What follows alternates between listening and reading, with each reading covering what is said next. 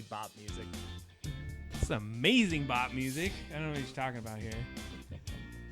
I had to just push buttons behind the scenes to make us come to the live camera. I'm hoping it's going to work. Let's see. Welcome to Double Drop Down. Hey, it did work. Hells yeah. Oh, Wait, God. It's like It's because I moved and I slouched like the Slouching. sloucher I am. What is up, everyone?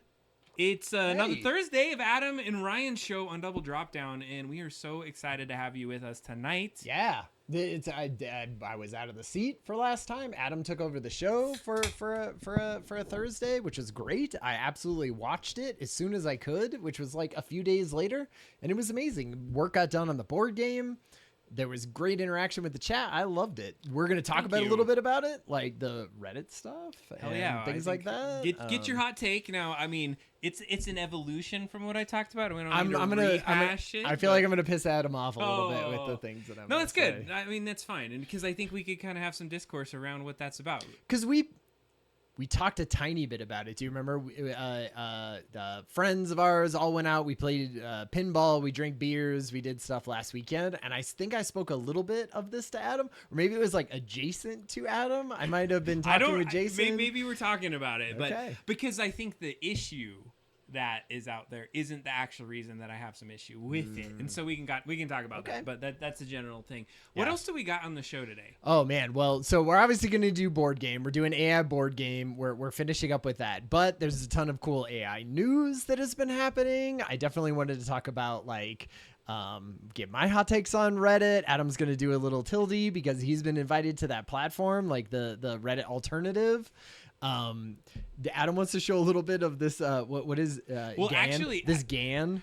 No, this is straight from you guys. This is from the Discord. This is from Discord. So that's right, by Gazoo. Let us know when stuff is out there that we need to check out. Totally. We're not going to necessarily be able to play with it yet because we didn't take that step to install it. But we're going to take a look at it. We'll have a conversation about it and maybe have it ready for next time. Yeah. So Dragan, if you have not heard of that. That is neat. And then Mark Andreessen put out basically an article where he talks about why AI will save the world, and he had a conversation with it on the Sam Harris podcast, which is this great like AI and futurist podcast, and they basically argued about it because Sam Harris is very, very against that idea or thinks that is not the way it's going to go. But I love the idea of like AI could bring us into this whole, utopian future. What does that look like? We focused a lot on the negatives. I'm gonna call it right now. Our conversation is gonna devolve into a philosophical. 100%. How does it not? You take a drink every time. Take a drink every time that happens. The drinking game of Adam and Ryan. When we get to philosophical AI breakdowns, everything's gonna go to shit in this world. Exactly. So we're gonna do a little bit of that. We have a 3D print to do. We have a lot of things. And an update on some of the 3D prints, because one of the things that I think is important to note is that 3D printing. Do you realize this show, the foundation for this show is on 3D printing? Yeah. And nothing about us sitting here and talking to you. I just wanted to make sure my prints were printing out well, so I streamed it to YouTube, and I would kill switch it remotely if something went bad.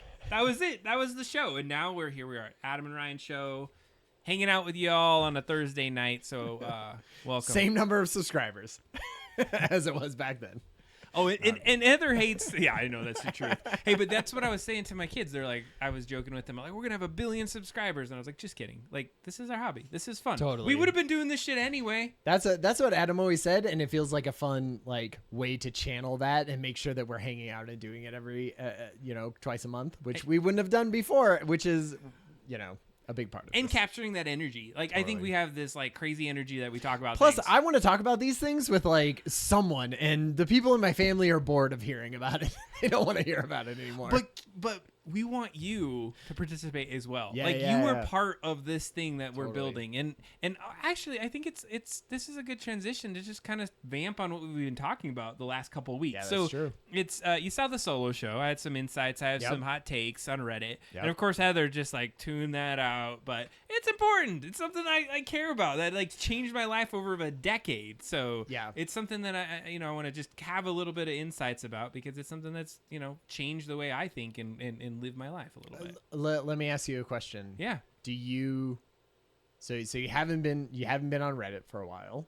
Yeah. Would you say that you like miss it necessarily, or is it one of those things where you're like, because I feel like a lot of times like there's things like certain like gamified games that are really gamified, you know, or something, or where you like you feel really invested in it. Hey, Talon, you feel really invested in it, but then once you walk away for a minute, you're kind of like, who cares that these numbers are going up on this battle rifle or whatever?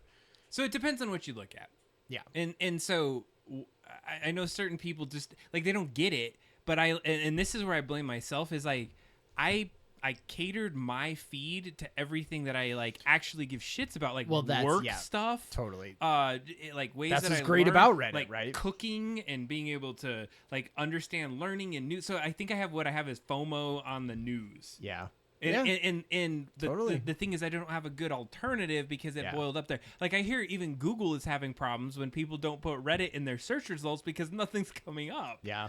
Well, 100% that whole like I thought the boycott or the protest against it was a little weak, but then I was like, oh, you know, it does seem to be doing something. Like I don't think it's going to make Reddit change their mind at all. But so so you said you were gonna like you may not have the hot takes, and one of the things is Reddit's gonna be Reddit after this. Like that, the protest wasn't about having them change their minds about the API. And actually, I don't really give a crap about the third-party apps, other than I do appreciate what they came out with. But it was more of like the leader making these decisions and being very community.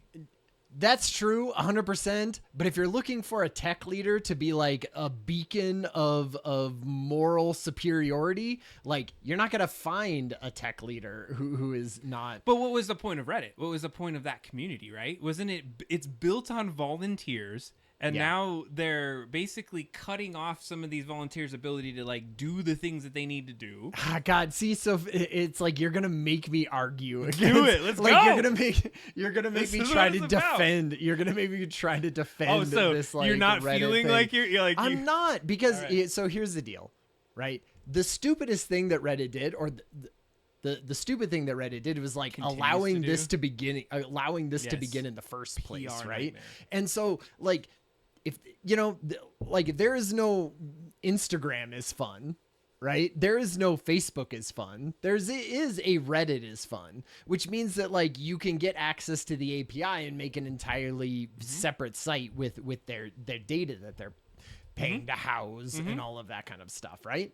And the reason that there isn't is because those companies went like, hey, this is our thing. We're building our thing up as a business. And what Reddit did is they were like, we're like about the community, and we're about like making this open and all of that, right? And so if that's what they wanted to be, then this is where they're going to take their shit for it right now, because they're turning in the exact opposite direction, right? Which, like, I get it as a business, and especially in the age of AI, when you're like, think of all of the content that is on Reddit and being like, I could charge that to AIs that need content to use these large language models.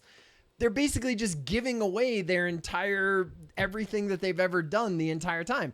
And they fucked up because they made that what they were about, and that's how they got all their users, and that's how they got all their stuff, was being open and anyone could do it, and it was all volunteer and everyone could add their own insights to it. And then now they're doing the 180 turn to the corporate shill, which like I understand in the world of AI. So I get that, but here's the thing, and this is the undercurrent why I'm like boycotting or whatever, is that the people that they're hurting the most are the people that actually have volunteered and modded this community forever. And then Reddit never delivered on the tools they needed for those mods to do what they needed to do. And they kept promising that this is going to come in their app, to the point where they were forced to basically use third-party apps. And that has been the group that has been basically carrying the communities in Reddit. So what's going to happen, in my opinion, is that they've pissed off enough of these mods that the mods are like,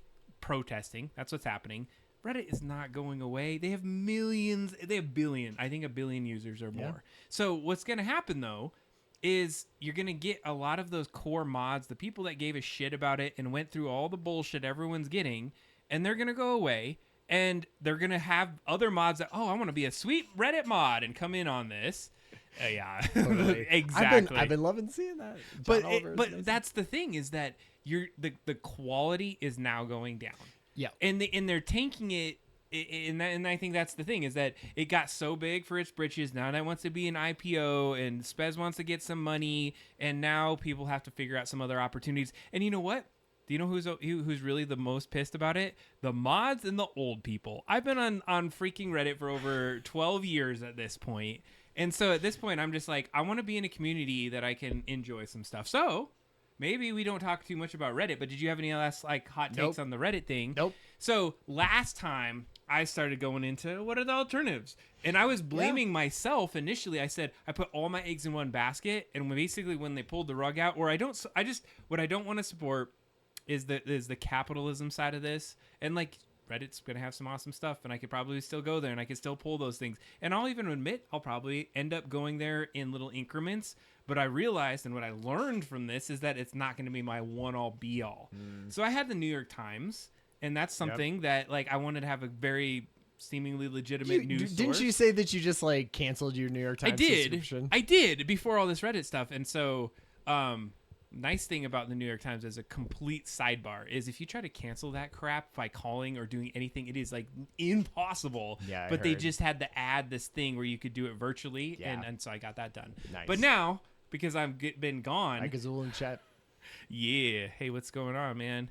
Welcome to the show. We're vamping on our Reddit conversation, the Adam and Ryan version of this, because we didn't have the chance to do that. But as far as New York Times is concerned, it has some really good content. And actually, a lot of the time when I was on Reddit and all these, I was linking to Times articles. I was reading those kind of things. But I guess my point is that I'm gonna get that back again, because when you quit, they're like, "Oh, come back, $1 for a year." And I'm like, right. Hell yeah, $1 for a year. Damn it, I should do that. Just quit for a little bit. They'll give you the $1. Like even it will take like 2 or 3 days before you get the coupons coming in. But coming back to it, so I said I'm not gonna put myself in this position again. I got to figure out what the hell else is out on there in the internet. I remember. Got to diversify. So remember when we were in high school? Like we went to high school together. Yeah. And the internet first came out, we had to be like, shit, dude, check out this like little address that you pop in there. There wasn't fucking search engines and any of that stuff. And so like Alta Vista. We were like, how cool is it to find these things? And then after time, things funneled. And I just like, I would Reddit every day. And that was it. True. And so it was a scroll, and Heather was always trying to equate it to like a hobby, but it's like, this is my news source. This is how I learn stuff. It like changes who I am as a human to be able to have access to that kind of content. What I liked about it is because as opposed to Facebook or opposed to Instagram or lots of those other ones, is you would say like, hey, these are the subreddits that I care about, and show me that into a feed, right? Like I want because I have like a very diverse, I contain multitudes, Adam, and so I want to see. I want to see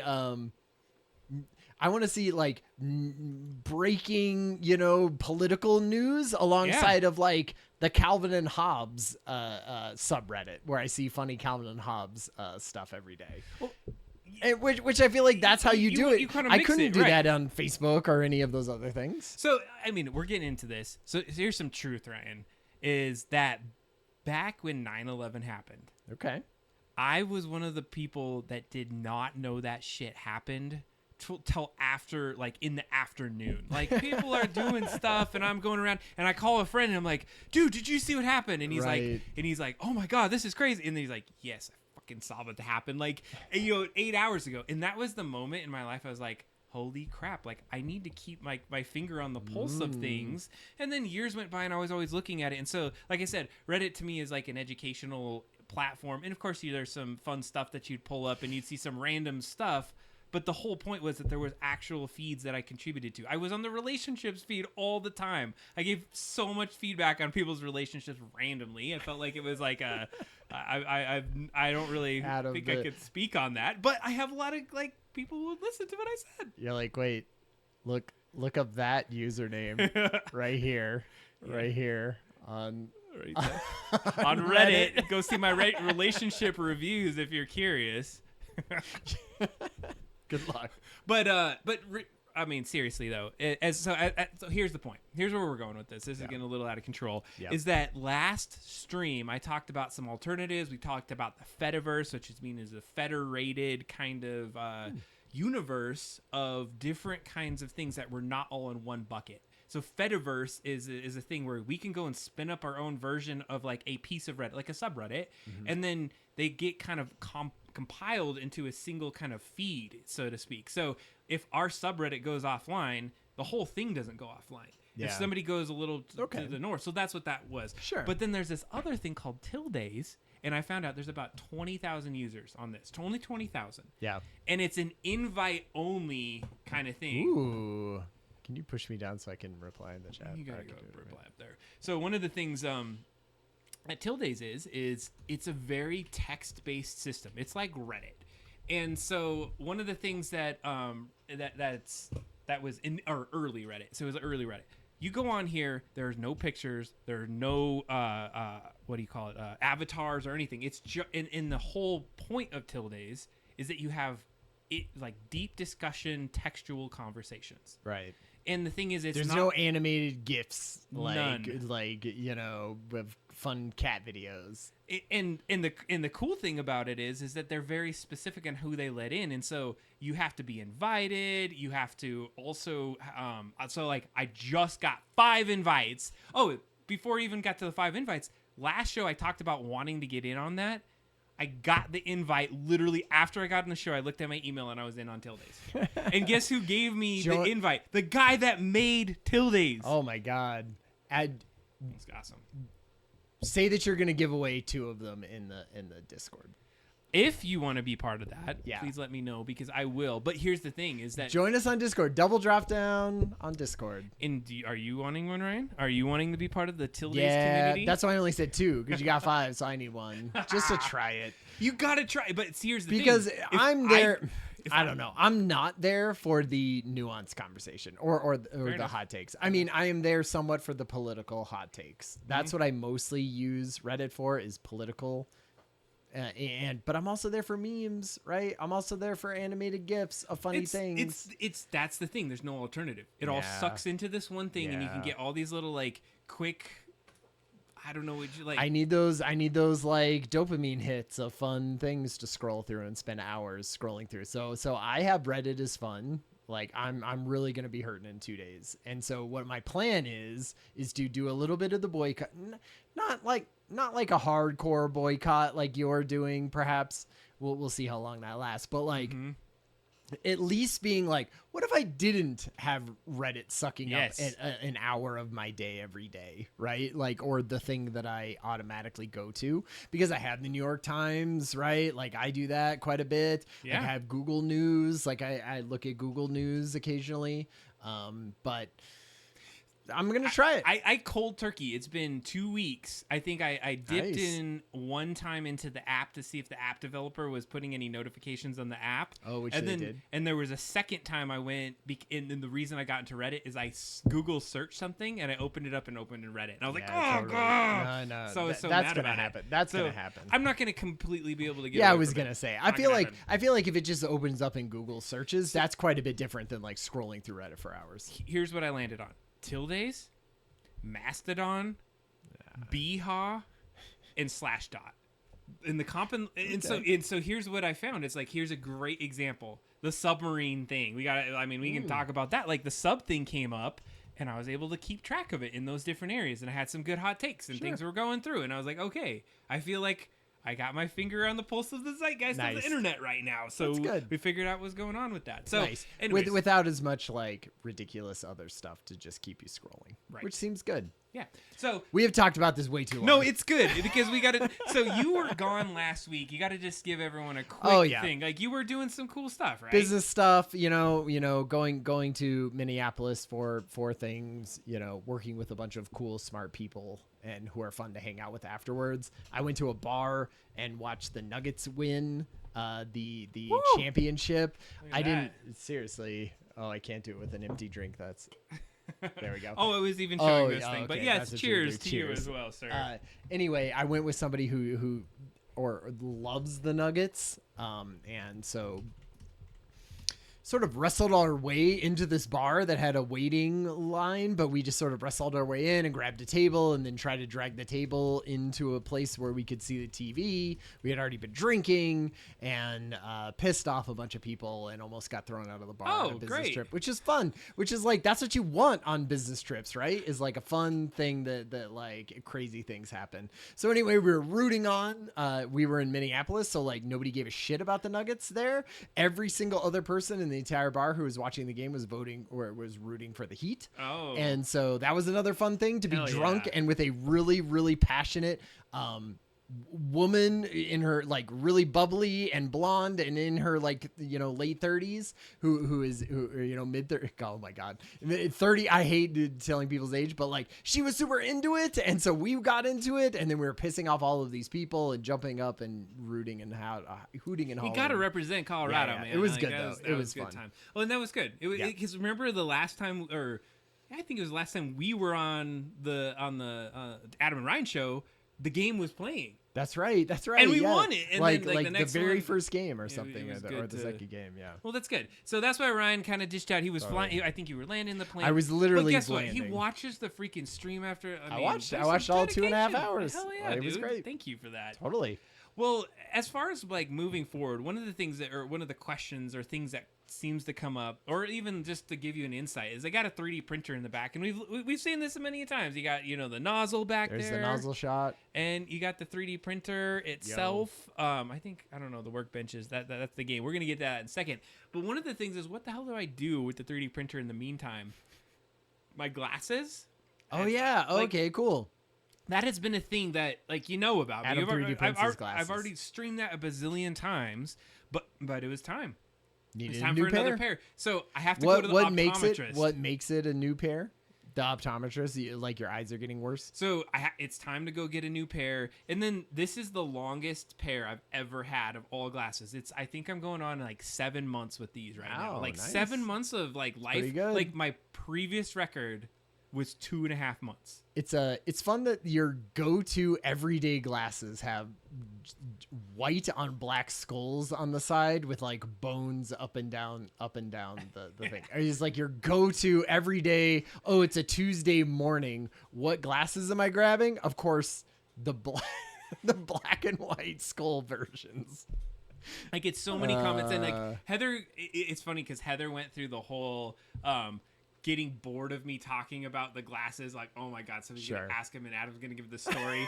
To even the point where like people give me glasses, I'm like, thank you, and I just walk away because I don't feel like I have to tell everyone the story. To now where she's like actually gets into the story, and she's like, yeah, I know you're gonna say it, and like tells the story. But long story short is that when I get to the point of having to do another pair of glasses, my anxiety goes up. I start sweating a little bit. I can see that. And so one of the challenges is, in the reason why my sweat goes up, I'm like, am I going to be able to print another pair of glasses that are going to be like as good as the other ones and fit and do all this other thing? So I print them in in pairs of 3. And so I printed out 3 since the last time we talked. And so what I was going to do is I wanted to show the transition. Ryan's trying to spell in this chat here, and it's not going well. Hey, keep going, Dave. Mind your business. So I wanted to show you a quick video here. You got Grammarly. It's fine. Grammarly with AI plugins, nonetheless. We'll talk about some of that. All right. We want to see some 3D enhancements on. Shut the fuck up. Just I'm interacting with people in the chat. You don't have to read it out loud. I need the mouse. It's going to come on to the goddamn screen. I need the mouse to show my thing. I ran out of things to say, my friend.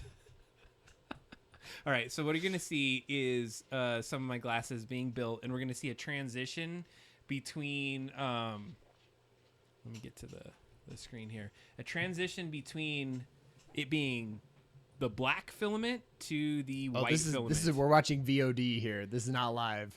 Look at my thing is covering perfectly the of me doing nice. stuff. So that makes sense. It was the same feed. So what you're seeing here is the normal printout of the glass. I could probably like take the mute yourself. How do I mute? Yeah, because I don't think I'm talking to anybody. Oh shit, I was talking to you guys. Well, we don't want to hear that. That's probably Nobody wants to hear that. It's probably pretty terrible. So here I am. What is it? How many hours? I'm 4 hours and 11 minutes into this print, which I just didn't want to stream anymore on YouTube or Twitch or anything. But let me just go just a little bit more. And this is a good moment because what I'm trying to do is you can see all the glasses printing. Yeah, nice. So this is what I'm about to switch out to. Cool. So what I'm doing is in real time it's printing, and you can see the nozzles moving. But what I'm doing is I'm gonna pull out, and I guess it looks like I already pulled out the black filament, and I'm just shoving in white filament. But what I did is I cranked down the speed so I can quickly switch out to the other filament. How precise can you be with that? Like once you do that, is it like that moment it takes it in, or is it like it's got to do 5 or 6 passes or something? So what happens is it takes it in, but what it's going to do, it's going to slowly transition from the black to the white. But what slowing it down does is it gives me the time to like cram it in there fast enough so that the filament is constantly moving through. There's much better ways to do it, and I explain that I think in here, because what I say is you could stop it, have it go to the side. You do a quick, you flick it out, and if then you need it to be like precise, you push out some of the extra black, and then you go to that. But what I did, I turned it in just amount of time, and I had to catch it at the right layer. That was another piece of this, is I had to go in there and figure out, okay, what is the layer that this needs to switch out at, and so I did that part of it, and you can see it's really slow right now. Yeah, because right now it's still printing black, and so you would know that, right? You were like, I would. Right, okay. So let me just zoom in a little bit, because I think it's cool to start seeing like the transition. So you can kind of see it right here. It starts to be like a gray to a white. And is that so because it's melting together in basically just black, and now it's going white. How much of that can't be very much, right? Because it's just a very small. It's not like there's a reservoir of plastic or whatever, PLA, that's like mixing together and then pushing down in. There's just enough in there, because like what happens, I pull the filament out and it leaves like, I don't know, probably a couple millimeters or less of just black in there. And so when I shove the white back in there, it's like still needs to get that. So it mixes and it's like a slight gray. But I know that layer is going to be like deeper into this. So I was like, whatever, it doesn't matter. And so as it starts to go, like probably 2 or 3 of these glasses going to have like a gray layer. Mike Azul in the chat was like, hey, there's got to be 3D printers that have multiple colors, right? That dual extruders. Yeah, that's what he was saying. And so I appreciate that question, because number one, there are, I don't have it. Sure. I could probably mod this to do something. And actually, there's 2 kind of things about dual printers. You can get multiple colors. You can also do one where it has prints or supports that print out in water soluble kind of printing. Oh, nice. So if you had this crazy design, sink, right? But like I haven't seen a lot of people using that online. They usually just like break off those kind of things like that. Look at multiple colors in one nozzle. That's interesting. Bamboo printer. Is Bamboo brand name? Let's be. Does it splice the filaments is the question, because there is a thing where you feed 2 into one, and then it just like takes down when it needs one and takes down when it needs the other. Well, what it does is it 2 feed into a device. The device like switches between the 2, and then it like I see. So it's almost like one and then the other. Okay, that makes sense. I can see that. But there's a runoff. That's amazing. So it like we did here, it's like I didn't do runoff, but on those printers typically it goes off and it like prints on a block for like a minute, and then it comes back with like that exact true color. But this is cool because you could really start seeing like the see, black. Now it's white. Right? Yeah. But like this is the, I guess, ghetto way to do this. Because what is that printing right now? Oh, it's printing the right next to the frame. So if you're looking at it, it's printing this white kind of like spine. And this is the box. The box at the top is like the part that you would fit into the side. And so actually these are those glasses. Let me take our things. Like nice. Those are the glasses I printed. And the other like part that's a pain in the ass about that is that I got to take the heat gun and like perfectly bend the glasses so they fit and do all these extra little things. So it's a lot of work to get your glasses. I was going to say, it's a thing. What about the nose piece? I feel like the nose piece is really... This part right here? Yeah. It can't be like a hard edge. Isn't that going to kill you? So on my second rendition of the glasses, I like beveled the edge on the nose. Yeah. I used to sand it and like go in there and subtly sand that right there. But the whole purpose is that everything except for the lenses. Because it has a nose piece, so it's not like it's just like hard edge. It like sort of goes out to the thing, kinda. It kind of like... like normal glasses. But I just thought it was cool to show the transition, Totally. so you can kind of see that it's not painted; it's just all one kind of thing. It's a little thing I do. So I feel like, and if you know what benchy is, but glasses are my benchy, because if I can print my glasses perfect, then it knows my printer is tuned into the levels that I need it to be able to print the things. And that's true. Well, and if you got to do it every 4 months or whatever, it's a good test. Anyways, we're at the point where I feel like I'm gonna need a new 3D printer soon. Really? And so I'm like, I'm begrudging it, because there's gonna be so much I have to do. And like one of the things is remount a camera, so you get the sweet camera angles and do all those fun things. Well, and like you have so many modifications to this one, right? It feels like you're like, oh man, do I just throw all that stuff out and then have to do all these brand new mods for all this new printer? So just a quick question, because I saw Talon in the chat said it's one of the nicest printers he's ever used. The bamboo printer? The bamboo. Like, it makes me feel like I need to go get a bamboo. Is that the next printer? Like, Talon, if I had to get a new printer, yeah, totally, and you were gonna say like, which printer would you suggest that somebody look into? So I have it's like 330 millimeter bed by less than $1,000 or something. Do we have like a less than because like obviously they're $50,000? Yeah, I was gonna between say about $40,000 to $50,000. Oh man, you're like, I'm printing like airplane parts. Actually, if I had that kind of money, what I would buy would be which one is it? It's the fuse. It uses nylon filament pieces and it fuses it together, and they're like ready to go. It's super cool. But what do we got here? Prints at 200 millimeters. Yeah, we got lots of suggestions coming in the chat. I love that. This is good. 1.5K. Oh, with AMS and the filament sensor. Jeez. Yeah, that's put all that stuff in. Put all that stuff in the Discord, because like. Well, we're gonna look at this. Maybe this is what we're gonna do. Is that it's gonna be a chat, or participant kind of led poll as to what the next 3D printer we're gonna have on the stream is. I think that would be. You're gonna end up spending $10,000. No. It's like if it's over a certain amount, we're definitely not gonna do it. But like if we got a good kind of thought out there, and maybe we could upgrade it on the stream, that would be really. Oh man, fun. I would. I mean, I'm sure it's very tedious at some points, right? But like getting the main things sort of set up and doing stuff, I imagine would be very cool. Yeah, it would be fun. I think that would be a great way to do it. All right. Thank you for those suggestions. Yeah. I'm really going to think about I'm going to go take a look at those and see where we're at. SLS printer. That's the one. Wait, what? 100,000. Oh, yeah. 100. I was like, $100 for an SLS?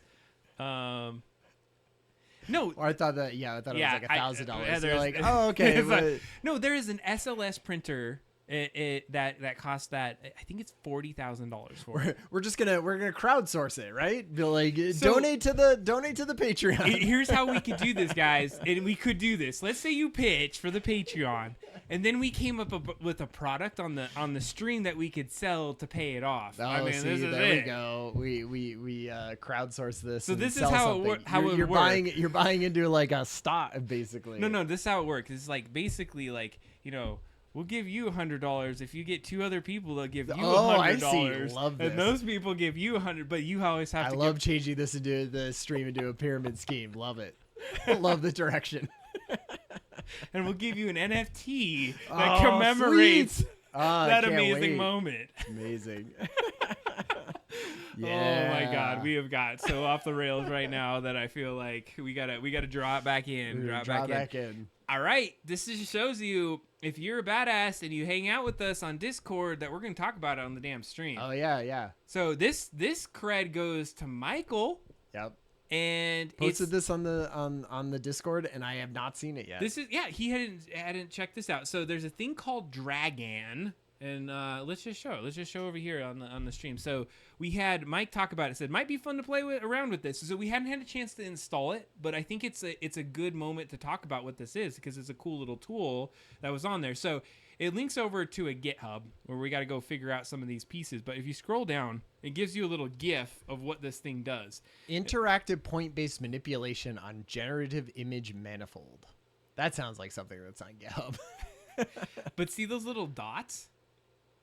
Oh, I see. You're like adjusting neat images into different things. Like, okay, first off, how couldn't you make animations with this? Right, like because you're basically Keyframes. you're keyframing a still image, right? Hell yeah. Oh man. Yes. Oh, we could talk about that one for sure. Totally. Well, but as far as this tool is concerned, one of the first things that I saw, and when I started looking at this, I just realized how far off I'm not going to be able to keep up with the crazy AI applications that are out there. There's just so much that is out there that this one just gave me that thing of like, we're so in for it as we move forward. I've been to SIGGRAPH.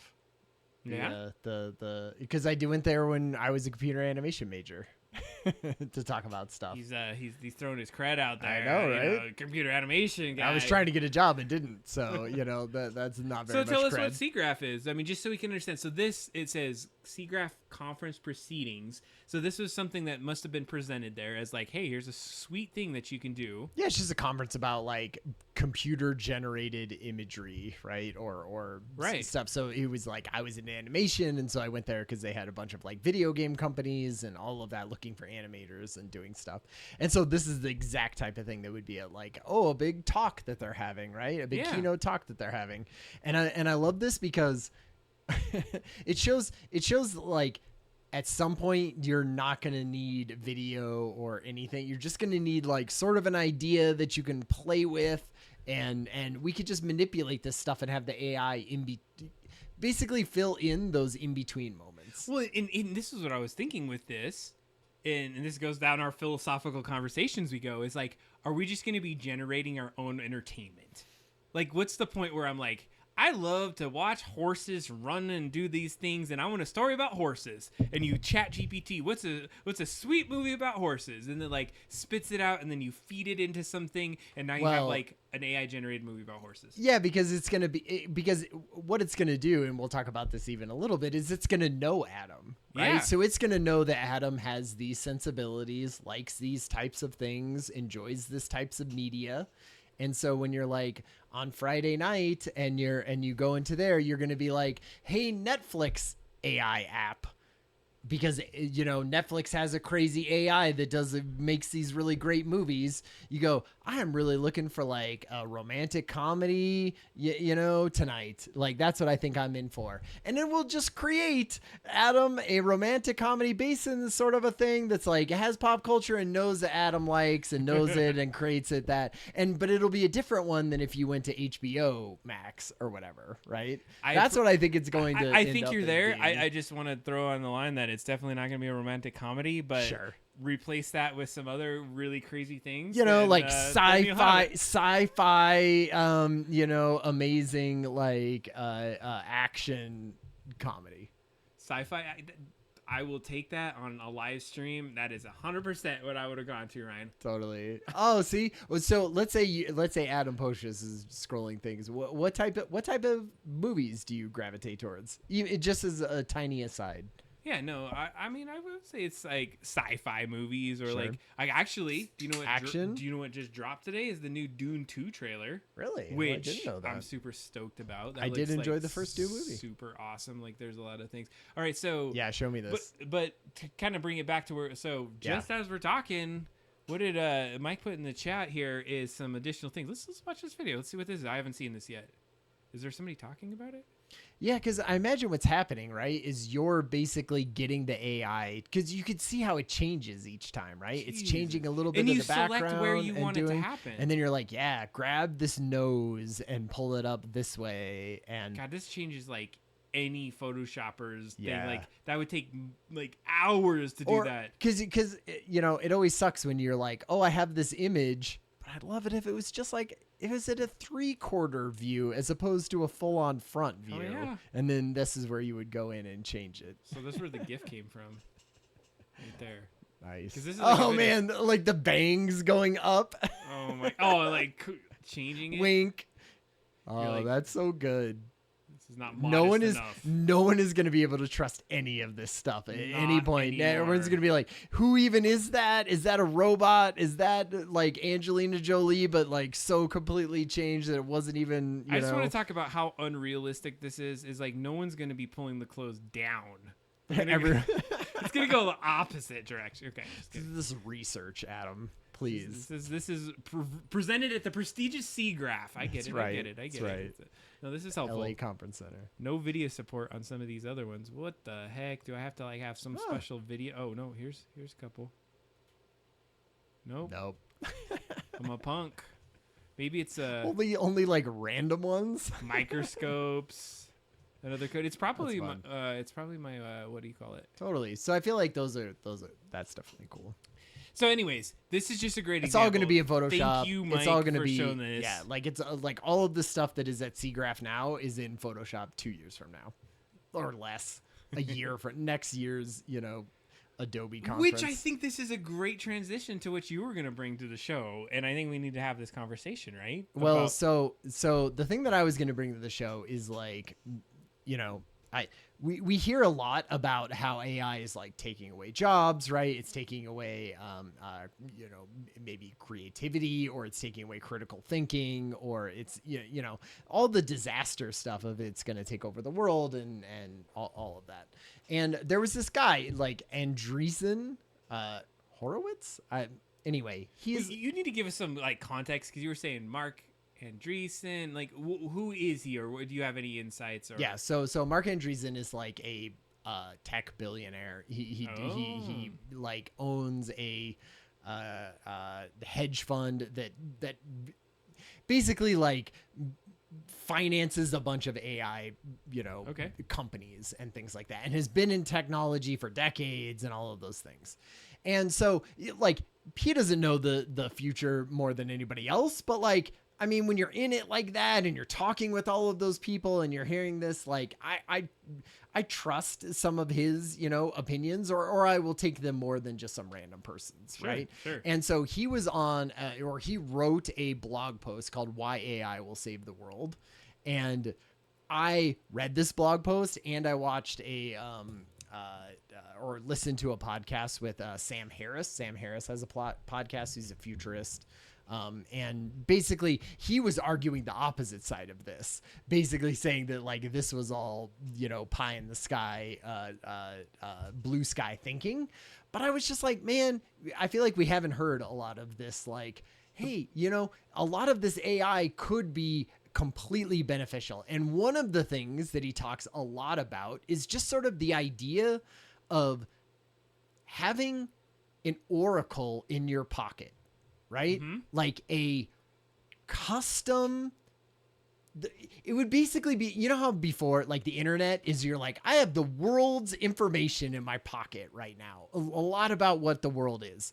Imagine that transitioning to, I have the smartest person in the entire world in my pocket, and they're ready to give me a bespoke concierge service to any task or thing that I have in my entire life. And it knows all about me because it's been following along, and I'm having a consistent dialogue with it, not only in just what I'm asking it because it's my new search engine, but also that it's just absorbing all of my passive like life of things that I like and things that I dislike and things that I'm doing. And so that is like that is the new thing that's going to be in our pocket, is that. And imagine if you had given that to Einstein, right? Back when Einstein was alive. I don't know what the year that was. That's fucked up. I should. So like, imagine Einstein had that in his pocket to help him with like what he was doing. Like that man. That Einstein is a kid right now who's the smartest freaking Einstein, right? And if he grows up with that in his pocket, imagine like the amount of amazingness that person could put out in the world. So I'm gonna agree with that, but also it's like, where does the motivation come to like keep finding out the things if you have the answers to this like amazing thing that's in your pocket? Well, because let's say let's say there's anything that humans can do, right? Okay. Like if it's trying to help me be a better version of myself, right? If like that concierge in my pocket is trying to make me like go forward and have new ideas and try things and be a better, like have wellness in my life and all of that stuff that like a coach would do, like a very high end coach would do, that even that couldn't do, right? I think it would try to push you. Like if I wanted to push me forward, it could. I'm like tracking everything you're saying. So this, and I said this before when we talk about what we're going to talk about in the show beforehand. And so I had this thought, I banked it, and now I'm pulling it out of the bank. Cool. 100% agree. If it was just completely blinders on, perfect, like you just described, sure. Assist it in your pocket. You then pepper in a little bit of capitalism into this. You pepper in a little propaganda because we need to move people this direction, and you start shifting things and then you get stuck in your way of thinking. So to your Einstein example, what if Einstein just didn't? Okay, I don't know how much you know about Einstein, but I actually was reading about him.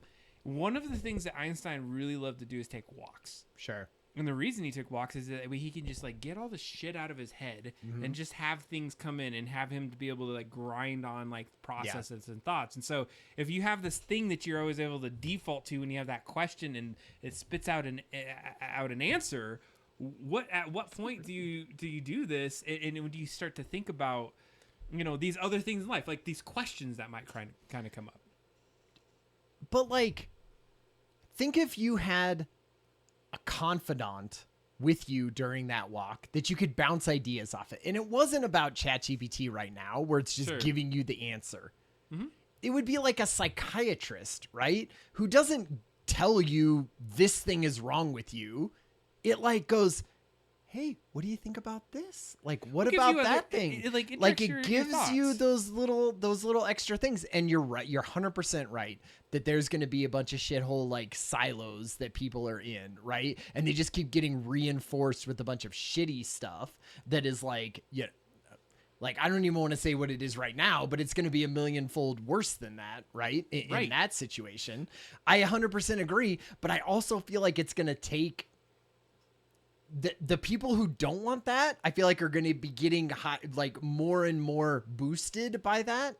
And the way that social security nets work right now, it's going to be like a social thing of like, hey, we have to incorporate something of like empathy and humility and things like that into these that like will just help people who are typically if people have that philanthropic kind of side to them, or they want to make sure that people are healthy. But like if people get their hands on this and they start making the crazy versions of it, and then you have your crazy little buckets that you get into, and it's just gonna feed into that like conspiracy theory of everything. Totally 100% it could go that way. And just side note, we are going down our philosophical hole that it's always going to. It's like literally one step removed from what we're talking about. So. But so what I guess I'm going for is like this is that place between the humanity of ourselves. Like if you have to be bored.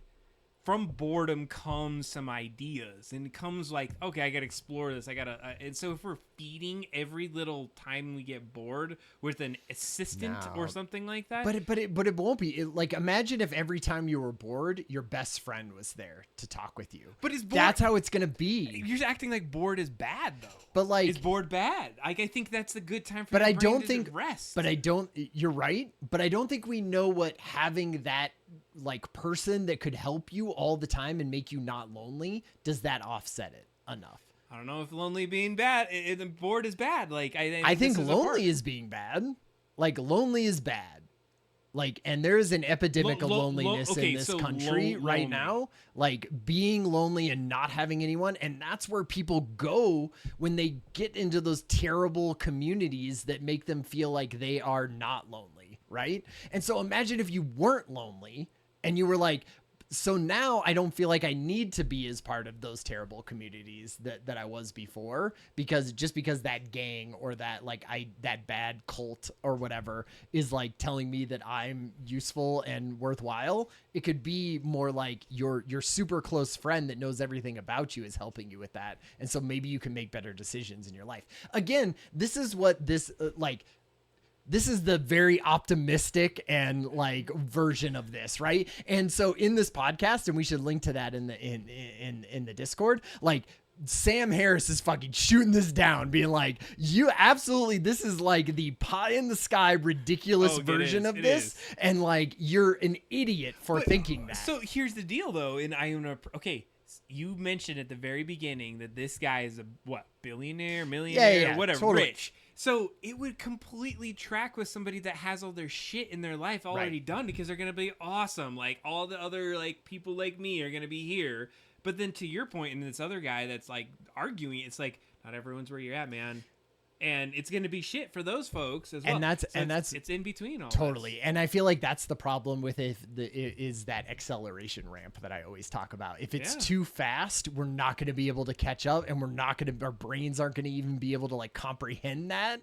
And we'll be like, oh my God. And we'll get sucked down into these bad things. We're there, right? But but if it takes 20 years, I feel like we could do it, which for what everyone says and for what the like timeline is right now, it ain't 20 years, right? No. And so then look where we were with like 20 days, man. It's like you know, I mean, 9 months ago, ChatGPT like sort of came out, and then 6 months ago it really made it mainstream, and look where we are right now, which I feel like is a cool transition if we want to do even to can we talk a little bit about Hey Pi? Can I put that in? We can. So we even got this one. Let's talk about Hey Pi for a second. 20 months. Yeah, that ChatGPT. 20 months. Yep. Okay, so we didn't even hit the enter on Hey Pi because there's a cool little intro that you're gonna get to see here for a second. So okay, we're talking about all this craziness of like, what could it be if it was perfect? What could it be if it was terrible? And we know it's gonna be kind of hitting in between, but now, what is Hey Pi? So Hey Pi is a thing that is created by co-founders of like Google DeepMind and some other big tech thing, co-creators. And basically what they were saying is like, hey, which is a lot of where people are trying to go with this, is like, what if this was an amazing personal assistant, right? Sort of like we were talking, this Oracle in your pocket. And so what they tried to do is like, how can I build EQ into something that also has high IQ? And so what this does is it's less like ChatGPT, where it just goes like, hey, I have this question, blah, blah, blah. Like, here is something.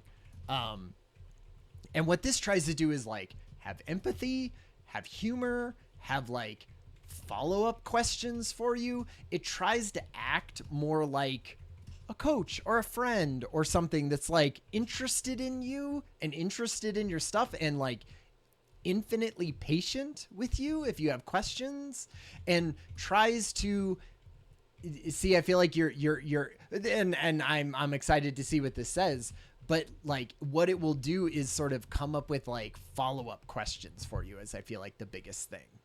And there use your okay, so no, this is great. So we're jumping. So I said, hey, we're talking about the future of AI, and we're trying to figure out what it might look like in the next 5 years. What is your perspective on where it will be? Like, right? Like, I'm anxious about the bad sides. It could totally do that. Disturbed, good to see you in the chat. So like, just so you can see what it's trying to do, right? It's not just saying it's not an oracle that's just giving you the answer. It's trying to be more of this like friend for you. And so keep playing with this, and I'll keep talking about it. But what I can say is like, this is the productization, I feel like, of these large learning models, where people are branching off and being like, how do I take a large language model like this and do this little thing with it, or do this thing? Like, so Khan Academy released for the summer, they're doing beta tests in New York City, and what they were doing is they have their own Conmigo, which is a digital tutor, and it's based off a large language model, just like Chat, and might even be using ChatGPT 4. But what they're doing is they're training it to not just give you the answer, but say like, if somebody gave you this word problem, like, ask questions about it. Give me little hints towards that answer, but let me sort of figure it out myself. And so that's what they're beta testing right now, is like, is it good enough? Can they figure it out? And right now it's like, there was a whole New York Times article on this, if you've seen it. And basically what people were saying is like, no, it's not really good enough right now. Like, it still sort of gives you the answer, or it doesn't give you the right answer. Like, it's all of those things that make it bad. But like, you can tell that what they're trying to do is get towards this idea of that like coach or digital assistant in your pocket that is very specialized to you, right? And is more about asking you questions afterwards and getting your input on it. Because it's training on you. It's training on your input. It's knowing. It's about knowing who you are and what level you're at. Let's say for this Khan Academy, knowing how much help it should give you, all of that. Which I did this a little bit. I mean, the place that I work for is a like online, leadership training thing that uses AI in it. And they talk about it a lot of times as a coach in your pocket, right? That like gives you those sort of feedback. And man, like, this is it, right? Like, it's one of those things where you could say, and right now, the bad thing about this is it doesn't have goals for this conversation, right? Like, it's just letting you, if you just said at this point, and the new Star Wars movie is fun, it would be like, yeah, cool, Star Wars. What do you like about Star Wars, right? It just like goes, it just meanders wherever you want it to go. And so in some ways it's kind of like the friend that just goes like, doesn't pay attention to what you're saying and then goes like, yeah, cool. Tell me more about that, right? Or like, isn't paying attention or is thinking about something else. It's a lot like that. But I feel like in 3 or 4 months, for a while. And I did one where I was asking it to give me like references and things. It could do all of that, right? I haven't been paying attention to this, so you'll have to you're fill great. me in. This is good. No, you're tracking on perfectly what we're doing. And so, and to address the chat, just Turbo's was saying, as you were talking in your example, like, you're going to lie to your new friend how good the new Star Wars movie is? I don't know. Right. Yeah. Like, would I don't know. Like, I feel like if it was something in your pocket that you would be like, hey, I want to have I'm having conversations with, and it always remembered everything about you and could sort of go back and forth. I feel like it doesn't need to be much better than this for that to be a her situation where people are falling in love with it. And people are like, but not even falling in love with it. Imagine if this was just one of your friends. Yeah. Right. It's a friend, just like I'm your friend, Jason's your friend, we all have friends, right? It's just one of those friends, but it has the wealth of, the universe of knowledge around it. And now we're going to charge you to use your third-party apps with this friend. 100% this is going to happen. I mean, this is going to be your new mortgage. I always said that. You're going to have an AI in your house, and it's going to firewall against all of that other shit that you don't want in, and it's going to be expensive as hell. A friend that truly listens, and like Mike Azul said, also is infinitely patient with you, right? Ask it questions, know things. Like, it's going to be the best spouse ever. Like, that's what's going to be scary, is you're going to be like, I hate my spouse compared to this thing, because this thing always tells me that I'm right and tells me that my ideas are great. I would hope it doesn't tell you it's always right, though. But it's like patient and patient and loving, and like just says, hey, that's cool. Like, love that, have that. Yeah, might tell you to murder your spouse. Exactly. That is a depressing future where we're all Wall-E style and in the chairs and fat and just talking with our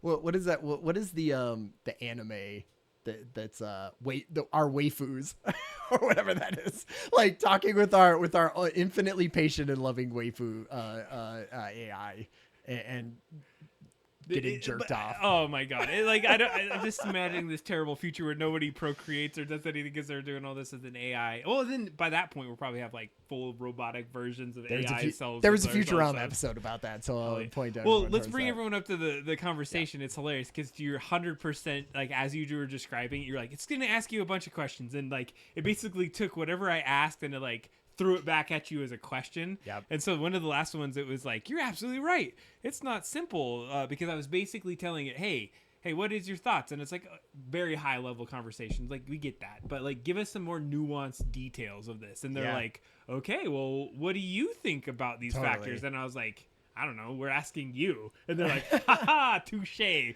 Let's start with politics. And then it gets back into the, the questions here. Do you think government should regulate AI, or do you think it's better to let the technology develop more organically? And so, I mean, I can see where this is going is you're walking down this path of, questioning. And I would assume at some point you're going to get a pretty decent answer or some version of an answer, but it's not about an answer. It's about the journey to the answer. And but I think in a year, or I don't know how long, it's going to be so in tune with Adam that it's going to be like, when it says we're asking you, it's going to be like, fuck you, Adam. Like, it's going to know your level of like the sass that you want, right? Like, it will know like what level of thing that makes like Adam go and write back and be like, yeah, like I thought we were talking here, why are you just throwing it back on me? And it's gonna be like, you're right.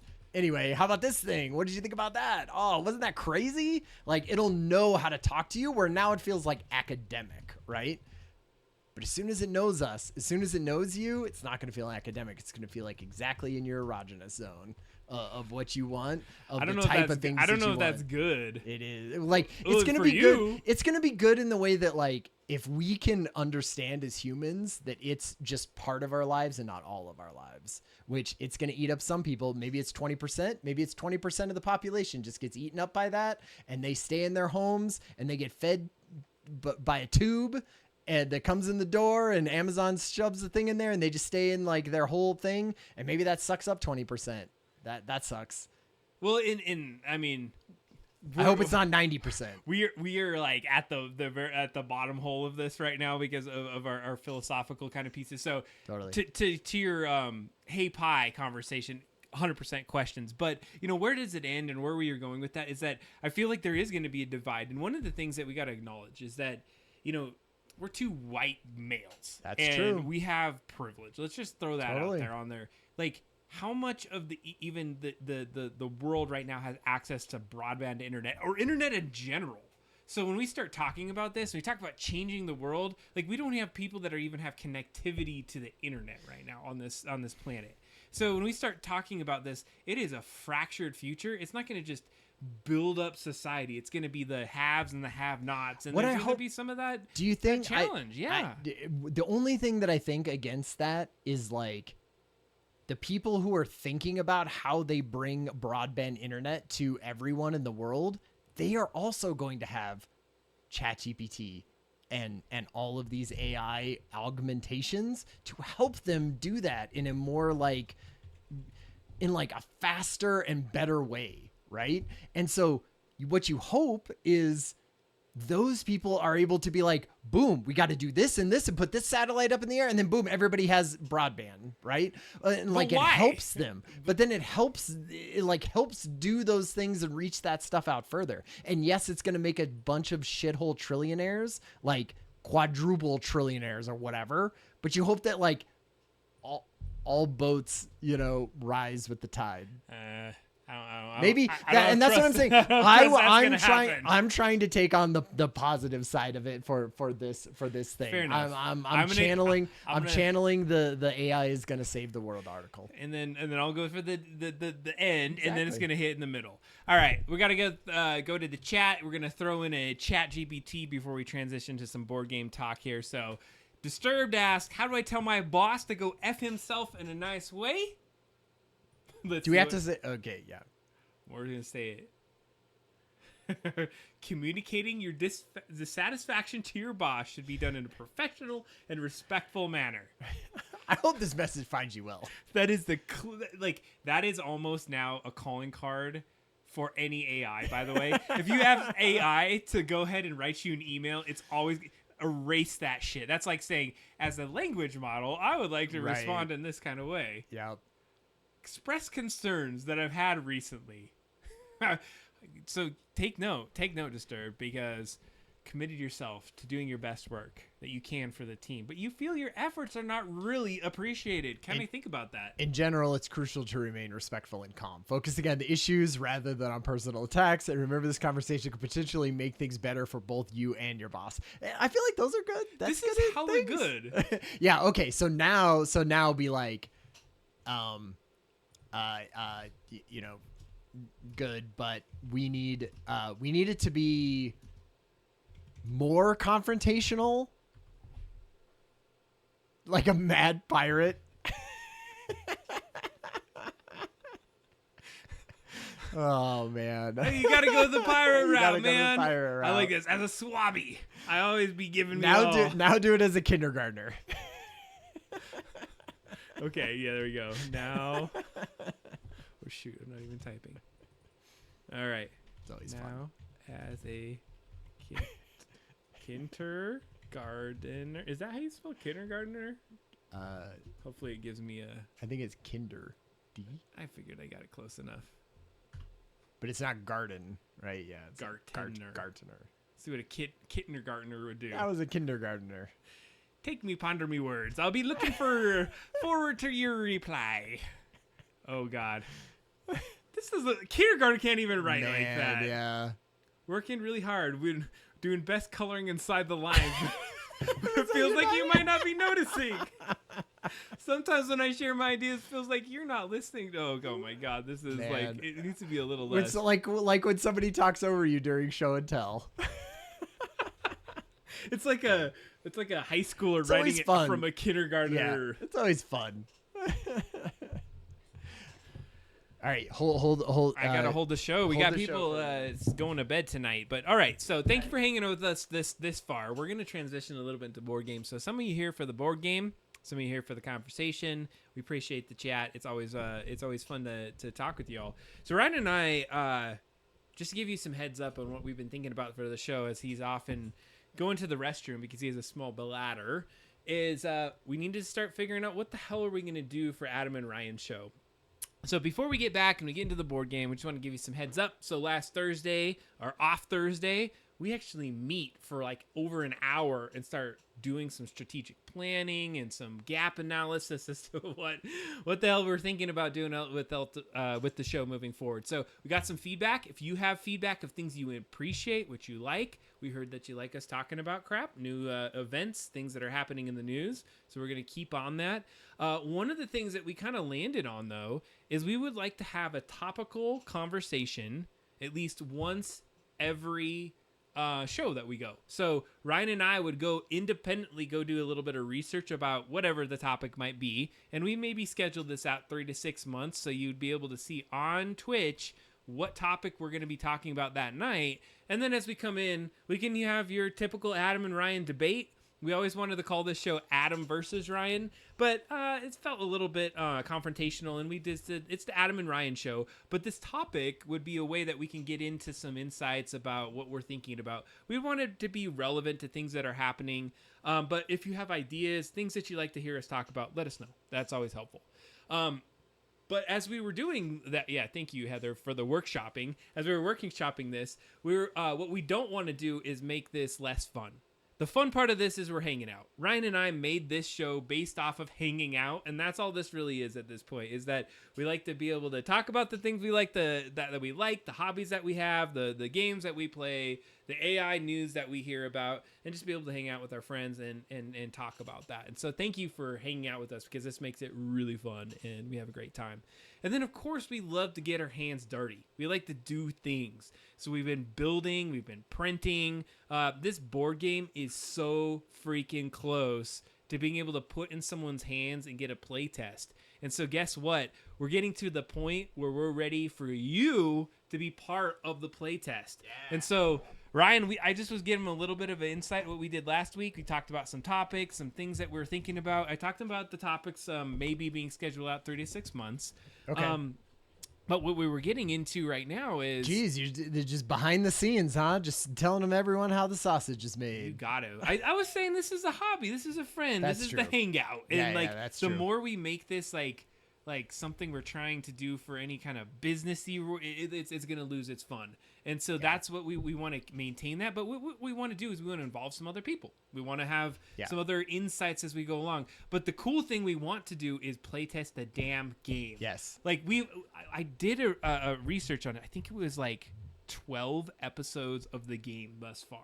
Yeah, that makes sense. That's like a copious amount of energy, effort to get to that. And right before the show started, we were talking about the game. And Ryan and I are like, okay, we're not going to play the game tonight, but we're going to talk about the game. Yeah. But we got to do work on it. But we like playing it. Yeah, it that's is true. Fun to play. Totally. I was like, every time one of us is back there, we always end the show and we'll be like, holy shit, that was such a great show. I was playing the game and it was amazing. And the person who's up here is like, yeah, it was a fine show. You know, because they weren't playing it. They were just like talking and doing stuff. So it's like playing the game is fun. So what we want to do is we want to start setting up a playtest date, and we're going to stream it or at least record it. So let's say we go and get a stream test, and we're going to go to some location. Mm-hmm. We need at least 4 people per game board is what we're going to do.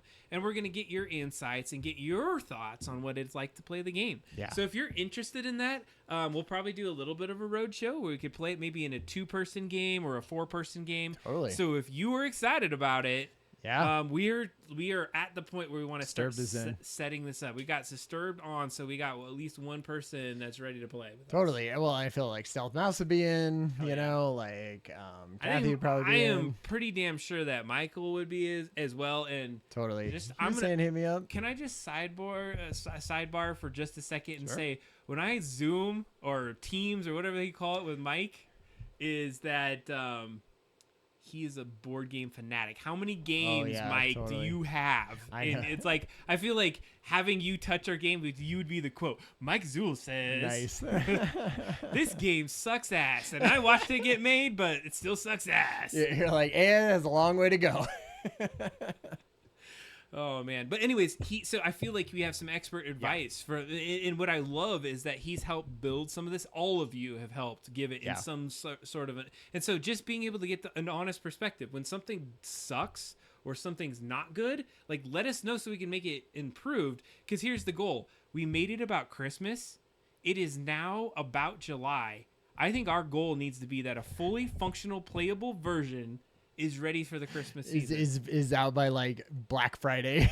Like so people can go and print the game and play it over Christmas. That's what this is about. This is the fun part. We want to give it away for free, right? Yeah. I definitely think that depending on, we haven't talked about this, like how far along do we want to have it? Like, is it a fully baked game with every single bit of it like done, or are we trying to put it out and be like, hey, other people, like do your take on the images or on the stuff for this, and it's sort of like the skeleton of a game that other people could build on. I feel like we take it to a very MVP product, actually beyond an MVP. An MVP being minimal viable product. We would actually take it a couple steps beyond that. Right. We want it to have AI, generated imagery, all the different pieces. So here's how we would think we would deliver it. You'd probably go to doubledropdown.com. You'd click down a zip. Totally. And you'd have everything you need to 3D print, anything you need to print out of a physical printer, and like maybe some insights on how you might be able to make this game board. Well, instructions. Well, it would have to be, the game board would have to be in the 3D print, right? And then you would say like, hey, and print these out on sticker paper or something like that, right? Use Avery sticker paper 7837.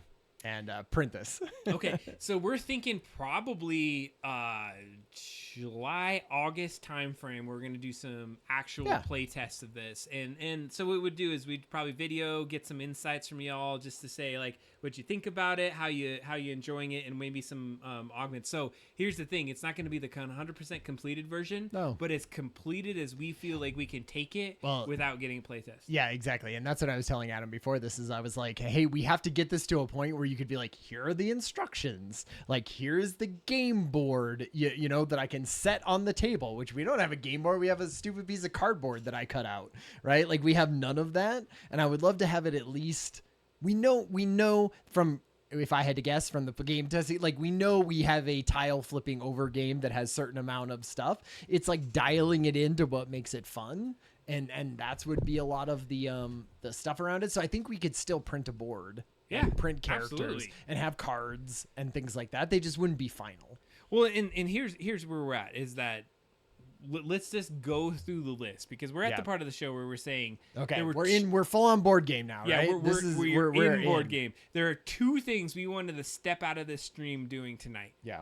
And one of it is what do we need to do to find like to get to the point where it's a hand we can hand it to you. Like let's say Mike stepped in the room and like, here Mike, take this, go play it with, 3 other friends and like we're not going to be 2 of those people. And you give us a quick feedback, maybe a little comment card. Yeah, like could they even explain that or have something to give without people us saying a yeah. damn thing? Right. Like, could you play the game? Yeah.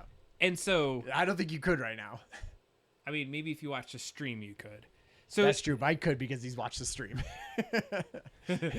Nice. 3 other friends. That's what it's all. You're right. Yeah. So too true. We have right now, we need instructions. I feel like that is like we have instructions, but it's been in our head and it's been so we're going to need a baseline of our instructions, right? Yep. Like what the objectives are, what happens during each turn, what is the end game, how do you win? I'm writing those things down. Each turn. How so I said 2 things. The second thing was end game. Yeah. What the hell is our end game? Right, because we haven't exactly nailed it down in the version that we have now. We know we're collecting things for an end game, but we haven't. It's squishy still, and we need to make it less squishy. Right. We're close. We got a freaking like a sleigh that you need to create. There's a couple things. Oh, and maybe that. Okay, I'm going to talk about end game in a second. I don't want to get too ahead of myself, but remind me of Dr. Frost. Yeah, oh, that's right. Yeah, because I heard about that in the last one, right? That like we need to fight Dr. Frost at the end. It's the main guy in the Totally. game. You have to fight Dr. Like after you get to that, Dr. Frost has to like be a part of the final.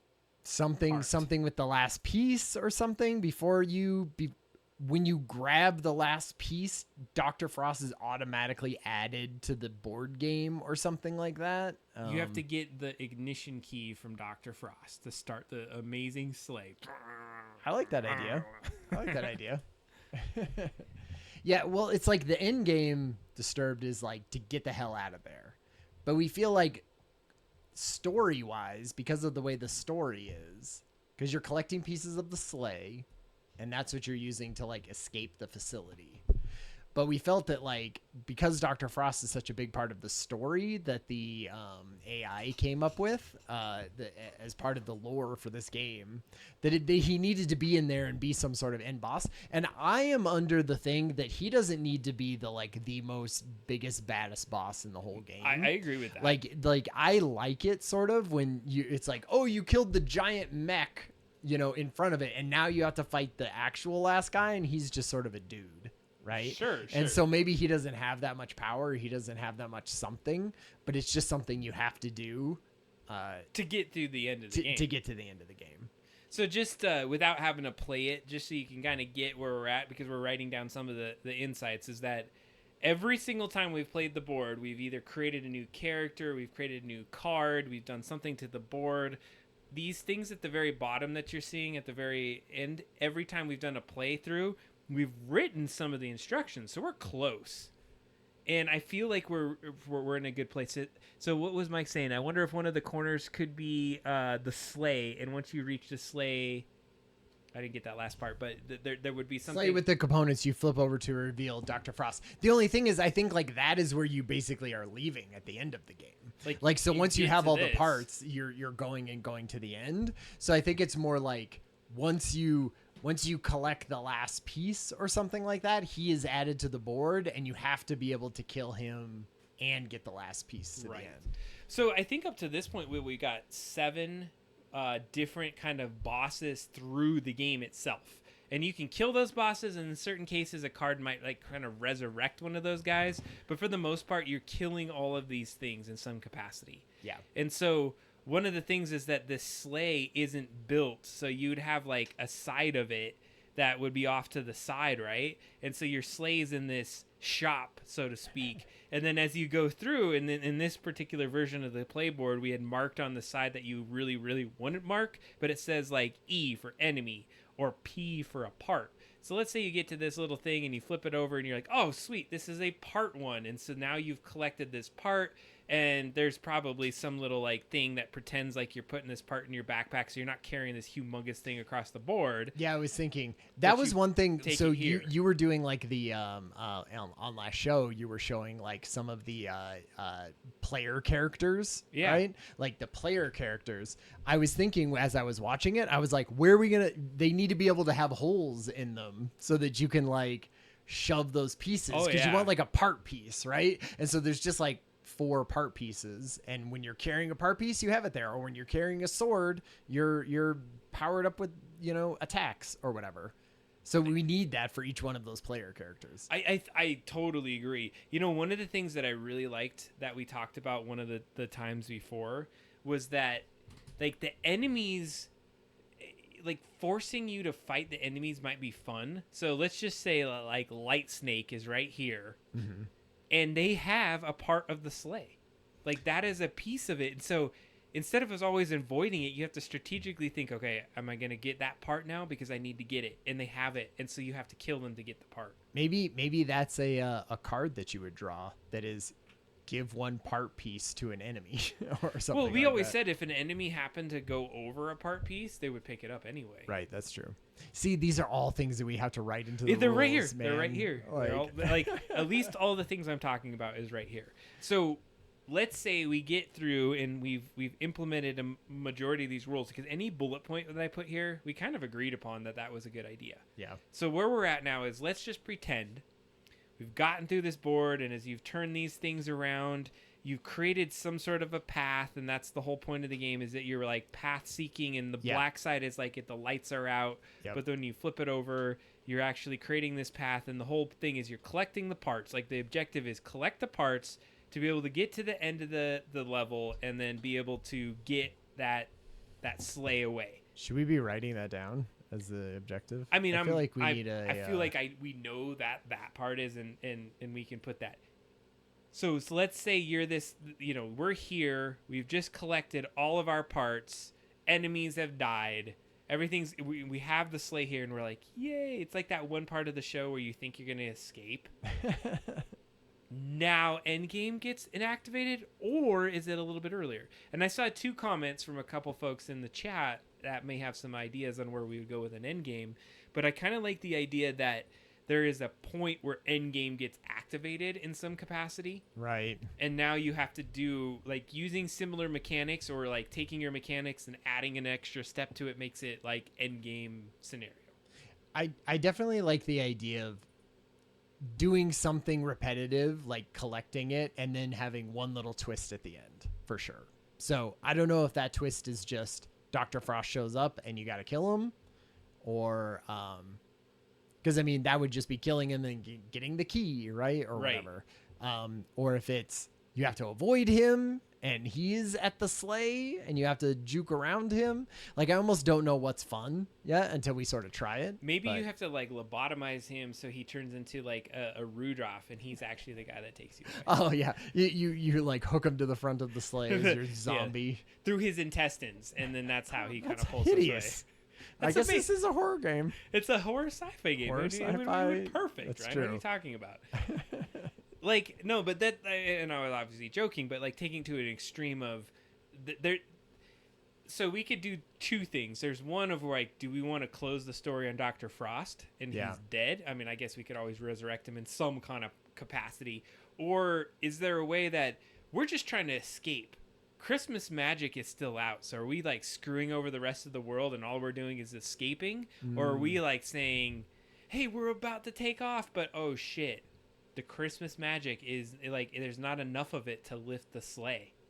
Like, you get to the sleigh and then you like open your scenario card at the end, and your scenario card is how you're gonna end the game. Like, you have to do these 3 things to like get the only problem is I feel like every time we play it, it's a long game already. Yeah. If I had to. I mean, doesn't it seem like, because you have to collect 4 things and you have to do it, like, it's been 30, like 40 minutes is probably a playtime. Has it been? Yeah. I feel like, because we talk about it way too much. But Yeah, when I that's played true. it with my son, I think it was about 30 to 40 minutes for a Okay. full gameplay, but that was without an end scenario. Right. Final Girl, where you have a big bad does, but not always. Oh, see, well, so that's what it was bringing up by Mike and Disturbed in the chat, is they were saying, like, is Dr. Frost just an optional thing, or are we having it as a legit thing that happens as part of the end game? He says they've seen it randomly in other games based on the seeded deck of the cards. Because that is true. Like, there is the thing where you go, hey, take the cards out, and like how you shuffle them together is predetermined at the beginning. Well, not predetermined, but you're like, oh, there's a certain amount of these cards. Because what I wouldn't want, here's what I don't want, is somebody to pull Dr. Frost as like their very first card of very first everything. Because then you're like, oh, right, okay, well, I guess I'm killing him and getting the He asked if I put a screen by the chat. I did. No, but I'm hearing what you're saying there, so keep going. Well, just like that's a decision to make, right? Yeah. Does it come at the end, or does it come in with mixed in? I think probably, yeah, adds more tension because you don't know what will happen. Yeah, I guess that's the difference, right? Is it tension building during the game, or is it a end game like win condition? So almost? you know what I kind of like as you started saying that is, and maybe there's a version of this, but like. So we have our event cards, we have our action cards, and I've seen this in other kind of games I've played, but you have kind of like this last scenario card. And like you shuffle a deck of like 6 cards, 6 scenarios, and you put that and it's face down and you don't know what it is. So you get to the sleigh room and now you flip it over. And like sometimes it's go kill Dr. Frost, or sometimes it's turn off the Christmas magic, or do this last like task. So it's like you never know, but it's going to be one of the 6. So once you get to the room, you've done the part, you got most everyone or everyone to the sleigh, and now it's like end game scenario. I like that idea. Like I like the idea of an end game scenario where you say we have all the pieces, we have all the things, and then maybe if you pull the Dr. Frost card, you're like, oh, thank God, he is super easy to kill, and we just like place him on the board and we go kill him real quick and then we leave, right? But then if you blow up the Christmas magic reactor, you're like, God damn it, we all have to stand in the reactor room, as part of it. Yeah. And so you're like, okay, we all have to go down to the left one. And once we're all in there and all 4 of us are standing inside of the room, that's when we're allowed to turn it off, because we can all hit the button and then we go back to the sleigh. Right. Like, I like that idea. And like at that point, like either a certain amount of enemies get resurrected or something like that. Like, yeah, because the card has to have some challenge, because you're like, sure, great, we killed all the enemies, so let's just go do the thing and get out of there. Sure. But it might flip it over and be like, uh-oh, Light Snake, Gingerbread Man, and Killer Krampus have now been resurrected. Dr. Frost is in pursuit of you. Get to the reactor room and all push the button and back to the sleigh to get the hell out of there. And then that's what your end game scenario is. So it's like a flip on what you just did, but a little bit harder. Yeah. So we would come up with like 5 or 6. Yeah, 5 or 6 in-game scenario things. I think one needs to be Dr. Frost. Maybe yeah, like shut off the Christmas magic. We could figure it out, right? Yeah, I think we can come up with some ideas, but like, I mean, are we tracking on that? Is that an idea? Or I don't want to. I like to throw out ideas. I don't want to say that's it. Well, so here's the thing that I would say is why which I was skeptical of it when we first started talking about it, because I was like, oh my God, we already, like, is it too much? Is it too much to add to the game, right? Like, as you're going through and you're getting all the parts and then you're like, now just another thing that I need to do. I think it'll depend on how fast the game goes. Like, maybe it's only 3 parts that we get so we can have this end game scenario. But I think it's good. I think it's better to end on that than end on we're just doing the same thing over and over again until we get the parts and then we're just out of there. Right. Like, it's that twist at the end that is just one little extra piece that makes it interesting and different, right? I like the, because Gameplay. Okay, remember what we said about when we first started this game? It's like, let's use the Chat GTP as our North Star. Yeah. They talk about ancient Christmas magic. Yeah. Talk about Dr. Frost. Those are like key elements of like which should lead. There's back also to our puzzles though too. right. We were supposed to be entering in, which we never did. Well, I mean, I guess you could debate what a puzzle means, right? Yeah, that's because like true. part of the puzzle is finding a path and getting Right, to the that's true. things Yeah, and yeah. doing those kind of I parts. suppose that's true. Because what Loose. endgame could be is it's very loose. Is that those four corners are supposed to be maybe 3D printed like structures or something? We may just end up being like pictures, but does the game board change, or do you you move it in a different configuration and now it's like okay. Just an example, just thought of this. Like, we got to the sleigh. Now the game board is like 2x2, and you have to cross this like thing or something. Like in Dr. Frost is into the like you're taking away parts of it at that point. Here, I'm gonna give an example. Like you're just like straight up removing parts of the thing. Oh my god. Oh, okay. I just heard electricity in my ears, and the screen went black. Oh, that's great. Okay, so if you imagine like the rest of the game board, let's just say all this went away, and now this is the in-game scenario. This is the in-game scenario. You're in the sleigh, and like all this board up here is gone. Like just pretend this is not happening, and this is your path that you have to cross or something like that. This is just an example, and then maybe Dr. Frost gets put on the board. This is Dr. Frost. Yeah. And so now you have to get all of the people past Dr. Frost or something like that. So the game board has an end game scenario that you're working towards. Yeah.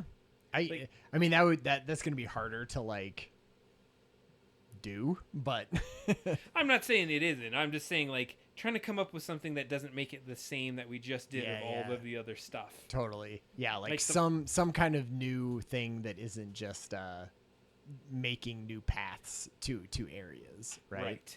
And this is where I'm thinking, kind of taking my video game thoughts in here, do these things come together at some point and there's something with this, or they flip over and now you have some other that's where the end game is, right?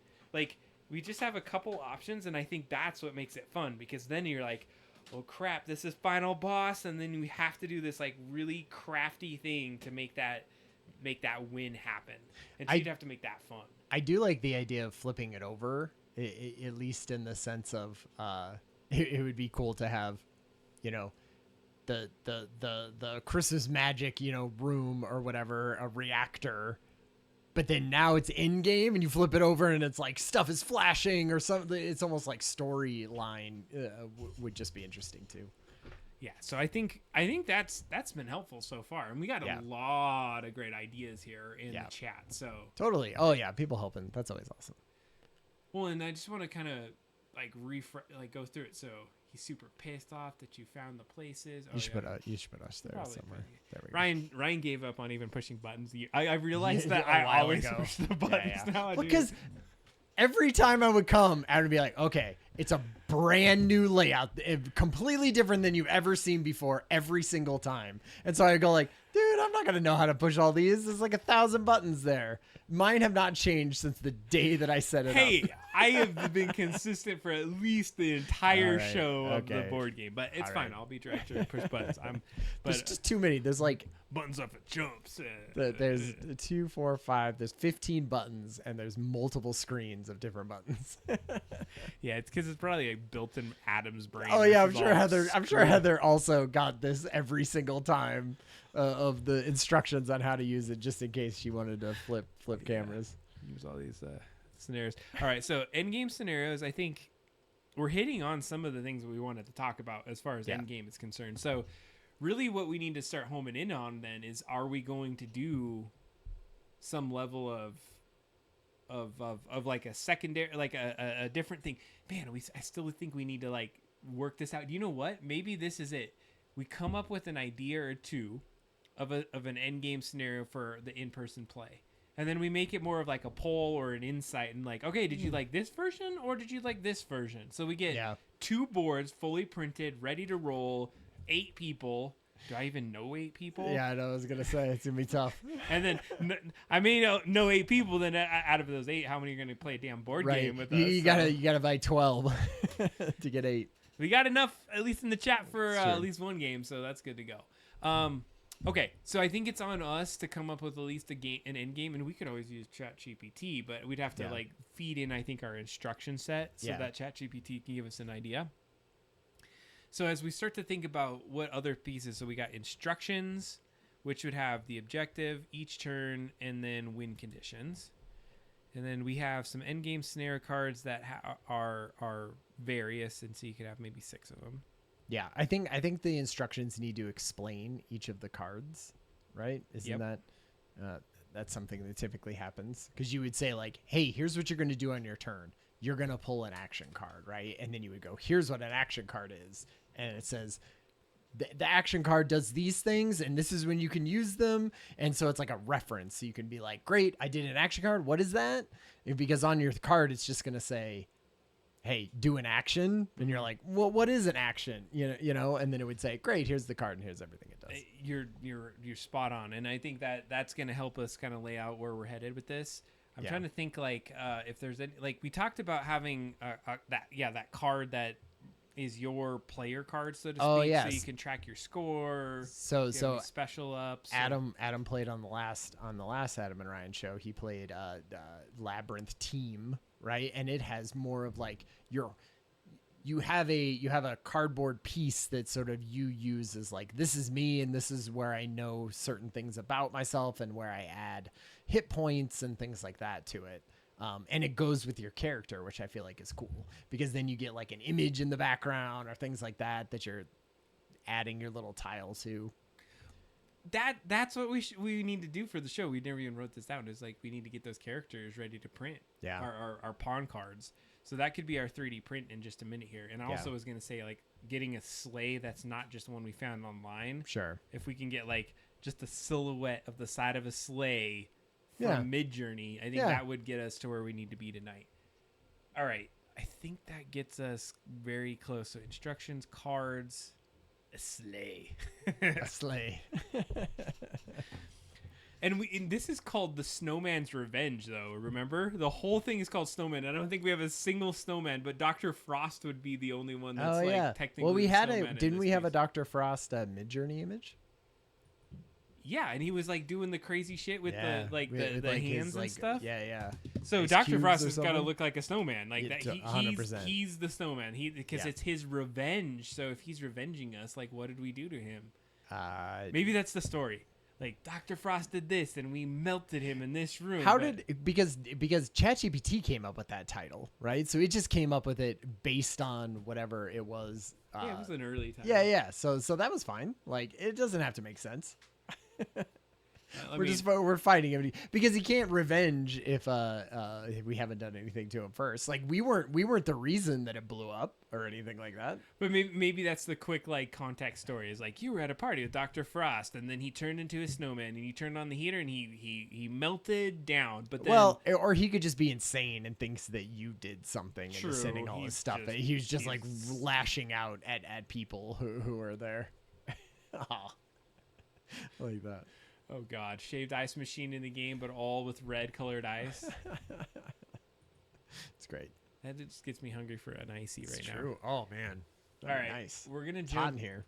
Yeah, it is. Let's get into Photoshop a little bit and let's get these damn player cards knocked out because what I think what we'll do is this is gonna be a little outside of the show itself, but we've already talked. We got to do some things outside of the show. So let's say we're never gonna finish by this. next time. Yeah, we will have instructions, which is important. Yes. Player cards, because we've been talking about this for like 2 shows now. So those player cards being like scorekeeping. Yeah, scorekeeping. Yes. What else do we need? Well, I mean, we need a million things, but the things that we could have for next one, I feel like is meeple player characters, right? Which we're about to do. But like, I think we need to put the holes in them. So that we can start messing with that idea of like pegs. And maybe that's a thing do it right now. Yeah, like if you put the holes in there, just make a peg with like an object even if it's just a ball or something. At this point, you could be like, hey, a red ball means you have extra health or extra attack, and a blue ball is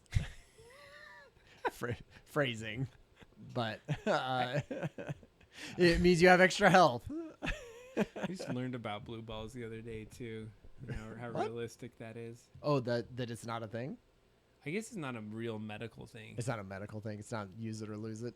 No, but I mean, there's apparently some nerves there that can hurt if you don't have I mean, I could see a that. certain And amount of see, thing. yeah, that is extra health. You haven't you haven't released your health, and so you have that stored up.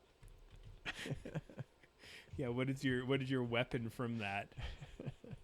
You don't want to know. Oh my god, I've been slimed. Oh yeah, exactly. It's ectoplasm. Come on now. Ancient Christmas Get your head out of the magic get your head all out of the over gutter. you.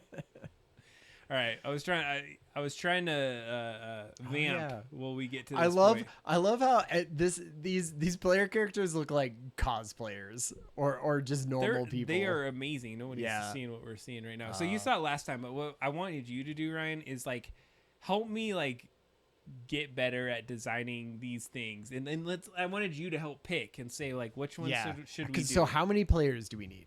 What is the maximum amount of players? 4? 4 players. Okay. But So I we need think 4. I think we could do a couple versions of it. Like I wouldn't mind taking a couple, but let's take 4 for now. So to put on our list for next time, we'll have 4 meeples printed. But tonight, and to kind of get to the 3D printing DIY part of the show, is we're gonna do these right now. So, and I guess we haven't really talked too much about the actual player characters. Like they're people who are there to be part of a Christmas celebration at a research facility, basically. And then shit went down and now they're escaping. So they were normal or showing up for something like this, but then Christmassy stuff happened to them, right? Because if we look at these characters that you have here, they don't look like, hey, most of them, one guy does. He's the normie, but everybody else is like has horns and crazy things on them, so it looks like they are exactly are robot cosplayers. So some magic stuff has happened to them at some point, right? You could say that, or you could just say, because I was going with the theme that they were at a dinner party. So if you think about like nicely dressed for the most part. So in this case of the lady with the horns, maybe it's just the horns aren't there. I mean, she looks like she's holding something or whatnot. I mean, the horns look cool. She's holding a baby. It does look like that. Or she's like has her arms and those are elbows and she's mad at you because you've been talking about her horns. Yeah. Double That's just her cowlicks. hair. That's just her hair sticking up. So I think what we got to do is pick up. I love this character, but I don't know if it would actually apply to this game. It just looked cool. I think so. Here's the thing. I think it can apply if we're saying that they got screwed up by the Christmas magic. I don't think as they well. did. I think So that was just a robot ninja that's at the Christmas party. Hell yeah, dude! This is a sweet ass AI ninja from the future. Coming back. Samurai Totally. ET. That's He what I does. said. And He you know what's does. hilarious is if you cut those two little like things that come off, it changes the dynamic of the character. It doesn't look good. Oh right, or it just looks probably more plain. It right? does. He doesn't have as much character to him. Yeah, because it's like he's carrying something. All right. cool. Well, so I feel like so if we're saying that, They're just dinner party guests. then I don't think we could pick robot sci-fi character. No, he's out. Like, He's out. Okay, he's done. out. He's done. He's for our the second version of the game when everyone gets. So done. everyone's gonna look like Fry from Futurama, because that's what I feel like they all sort of look like. So this one looks younger, and this one he looks does. older. And older. All right. So what I was trying to go for was, a little bit of diversity. Yeah. We have like our trans character here. We Sure. have our regular. I don't know. He can all be whatever. Regular Adam. That's the regular character. Yeah, that's the regular It's like Joe homosexual, non-binary, LGBTQ, robotic AI. Yeah. Dog. Created. You're like, don't blame us. The AI created it. Yeah, it was not us. No, I mean, but like just get like maybe two guys, two gals, two whatever. I think 2 and 2 would be good. Yeah.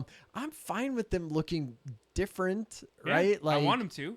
So our I think those 2 girls are good. Like, So let's do that first. Ladies first. ladies first. So Okay, I'm going with the theme that they're going to a dinner, right? So Sure. what would you wear to a dinner party? Maybe a skirt, maybe something like that. Sure. Because I thought this one, I liked this one for some reason. I kept it in there, but it almost looked too cartoony. Or like a kid. Yeah, like a kid, like, hey, don't touch me. Well, no, because it's like the kid with their sweater is too big, right? Yeah, you know, and so their hands are like, oh, it's like they don't even have hands, and they're small stature. So The zombie guy in the ugly middle, sweater, yeah. like, oh yeah, This that's true. Ugly sweater, I could see that. Or shovel mom. Yeah. Well, see, the shovel one, she looked like she was like ready to beat up Yeah. some monsters and stuff and bury them. Like, Right. where's the tool that I can beat up some of these monsters? Yeah.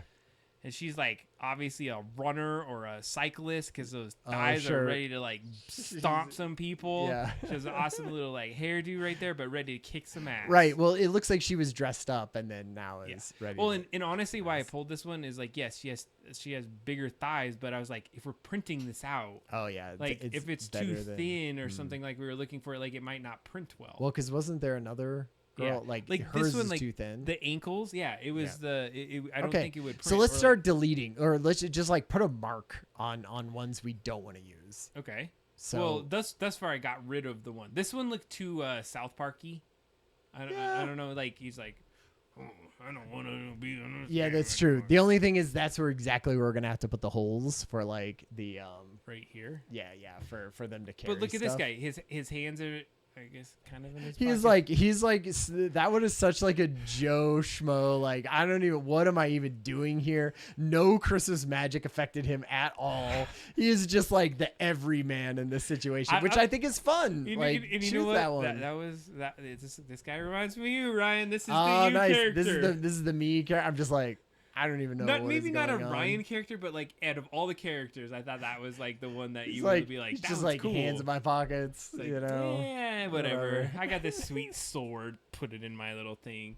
But we could tweak it if we. I need to. love the idea that other things have, like, because we're gonna have to build like character sheets around this, right? Hell yeah. Is that so we're choosing someone here and then we'll have ChatGPT come up with it, I assume. But like I like the idea of us choosing one and then having it go. This is so okay, so maybe we'll do a Fry there, or Okay. Ryan Fry. I like little girl with long things. I think these better. ones here.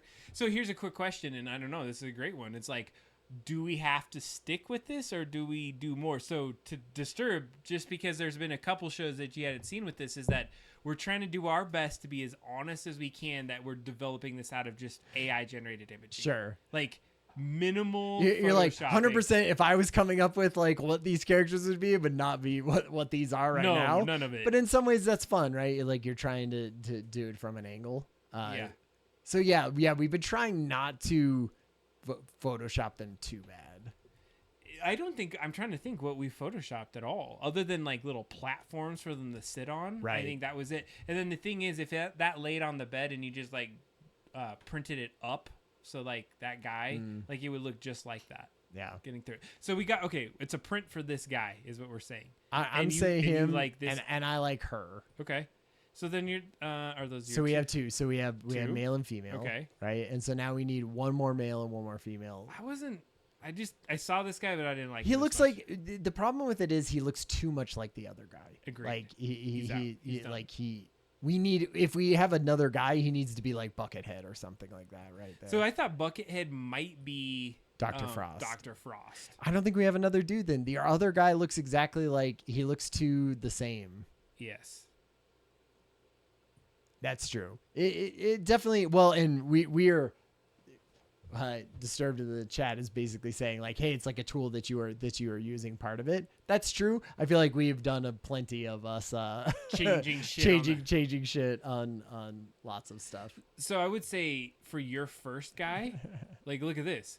First guy and this guy They look exactly the same. minus, but he has his hands out of his pockets. So suppose. does that give us like this, I just feel like he doesn't have as cool, like there's not as much character okay, background well, let's story. let's that stop I'm on doing this there. one. Because I like this You one. print it out. You print it, or you AI generated a whole bunch of people. Yeah, we can look at all of them. We could We can continue the AI generated look at things. Okay, here was the whole thing. Yeah. We can go back and forth. I think I have a couple. Hold on a second. Let me do this. There we go. Look how close they are. Do you notice that? Like they're still the same thing. Yeah. Yeah, like I feel like at least some of these guys, like bottom right guy with he's carrying a duck or something. Oh, or he's like, "Hey, what's up?" I mean, okay, this is good. So maybe we go back. Or like the carrying the bags. I said I like that. It was like a Mr. It's like weird. You're like, why are you carrying those around? It's like a Addams Family guy. Like, is it like Fester or like maybe a vampire or something? Uncle Fester. Okay, so we're gonna get crazy whippy. Yeah, like nunchuck Mr. Mouse or nunchuck Mickey Mouse. Yeah. All right, let's just look at the whole picture because that's true. I did kind of pick out some of the more because I was going with the theme of basic characters. Like there are a lot of basic people that go to this party. They're just like everyday folks that show up. They're not like, oh, I showed up in my crazy wingsuit to go to this. But like we're kind. Well, then maybe then we have to make sure not to pick anyone too crazy. Like I like the idea of her. Right? Yeah, I liked her. The librarian or something. She just looked like she was like, okay, let's think about this. Dr. Frost, North Pole, ancient magic. He's a scientist. Yeah. He studies things. Totally. So what kind of friends would he have? He'd probably have other scientists, other people. Research, peers. So this one would make sense to me. Yeah. Yeah, the whole premise is the game is out there. You're not wrong. We want it to stick to the theme to a certain degree. What about bottom right as another dude? Like a kid? Yeah, like what? Yeah. He's like I don't know what he has there exactly. Ice pick. Yeah, like ice pick plus hatchet or bazooka in shorts. In shorts. He does look like a repairman. See, I went through all this. Like, this was the most weirdest, creepy. Like, I could be. Oh yeah, that thing's like. Oh, that thing's one of the villains. It almost looks okay, so okay, we have a normal guy. We need a different guy. We need a different guy for a silhouette that isn't as normal. So you pick. Like, it could be. So are we a print with that original first guy? I mean, just to show there's plenty of other things that I had gone through. So this is Mid-Journey. And like I got to the point where it had people with claw arms and all kinds of other things. I was impressed that we were getting to this level of silhouettes because remember when we first started, it was just like not. Yeah, they weren't doing like this is where we were at, and we finally got it down to showing legit silhouettes, like characters. Yeah. Like there were some cool ones in this one. If we're talking about this, yeah, I mean some of those could just be normal people. I think when we got it down, and the reason that we got it to this, okay, so I saw this, I elevated that one. That one was like too crazy. Did I do that one? Man, I did every single one of those. Like I was going hard at it. Yeah. But then it started getting off like kilter here. There was like too much like weird. Like this was great for our monster folks. Yeah. But not. But we need normal. All right, so going back to the ooh, or like even oops. Oh wait. Even like this guy is sort of like little he's like slightly different. I do like that. Do we have him? Oh, we have him in the regular set. Right? Oh shoot. He turned into he turned into Pinocchio. Oh no, there he is.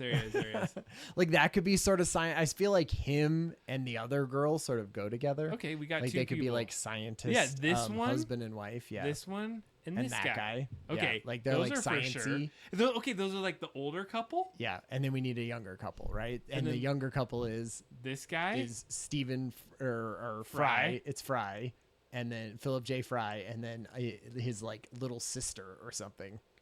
Little sister or girlfriend or like so this was one that I did like, but maybe not. It's like definitely has a younger. Totally. I feel like Yeah, you want it very different, right? Sure. Than everyone, so everyone feels like, oh man, Like cool, different. Yeah, you're right. You're right. so you need.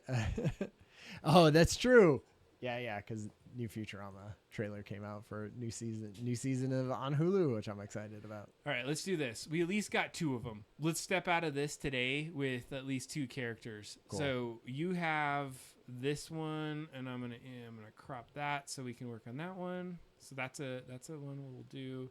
We're still deciding on the other 2. So I think if we walk out of this with at least 2 meeples, Yeah, we're good to go. Dr. Frost will be forthcoming. Is Dr. Frost Buckethead? Or no, he's got to be Snowman like. Yeah, that's true. We have to generate an image of what he looks like. So let's crop this guy out. So can you do your treatment? Because I actually got into the show last time and I was like, yeah, I'm gonna do this, and I was like, oh shit, I don't know what Ryan did. I think even I saw you doing it and I was like, oh, that's probably even like better than I was doing it. Oh really? Like, or just, because I was trying to do it sort of half-assed. Oh, well, okay. Actually, oh, what the hell was that? Like, that was what I was looking for. The god freaking pick magic it's wand its own tool. thing. Yeah, I was just doing that and then like going to a new layer and then just filling it. Does that do it? No, wait, I accidentally made a new layer.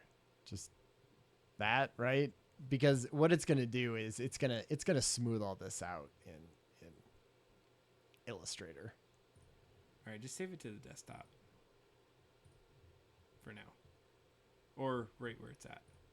Oh, right where it's at. Meeple player characters. That probably makes sense. We'll right? save it right over that guy. Yeah, No, over it. Just put 2 at the end. So we did. So this is our. So this would be Philip Fry. Cool. And Illustrator's opened. Just gotta click it right over here, so you should be good to go. This is the fun part. So we're gonna be able to get our first meeple, and here, let's do this. Why don't you get this one meeple, and then once you get that, I'll get it ready to print. We can print one of them. And Yeah, then as we're doing the do other we piece. want to add to try this the arms, let's just like put the like holes in the arms? So how big is? Okay. Well, let's copy this first. We've been putting in our own feet in, haven't we? So maybe actually I want to delete that out of there, right? Sure. Like, do I want to just erase this? Yeah, just like crop it out. Or that. However. Because we need to like have some of his feet, and then we'll add it back in. So I'm gonna save that. He's a little tiny feet. Will this update? I don't know. I don't know how they interact. You have to like. Yeah, I was gonna say like, where are my links? Give me my links. There's my image. It's embedded. So no. You're supposed to explain to everyone what the hell you were just doing right there. Because it would link it, right? Ooh, you're getting called off on destructive editing. You know what? We know not to do that. No, I do it all the time.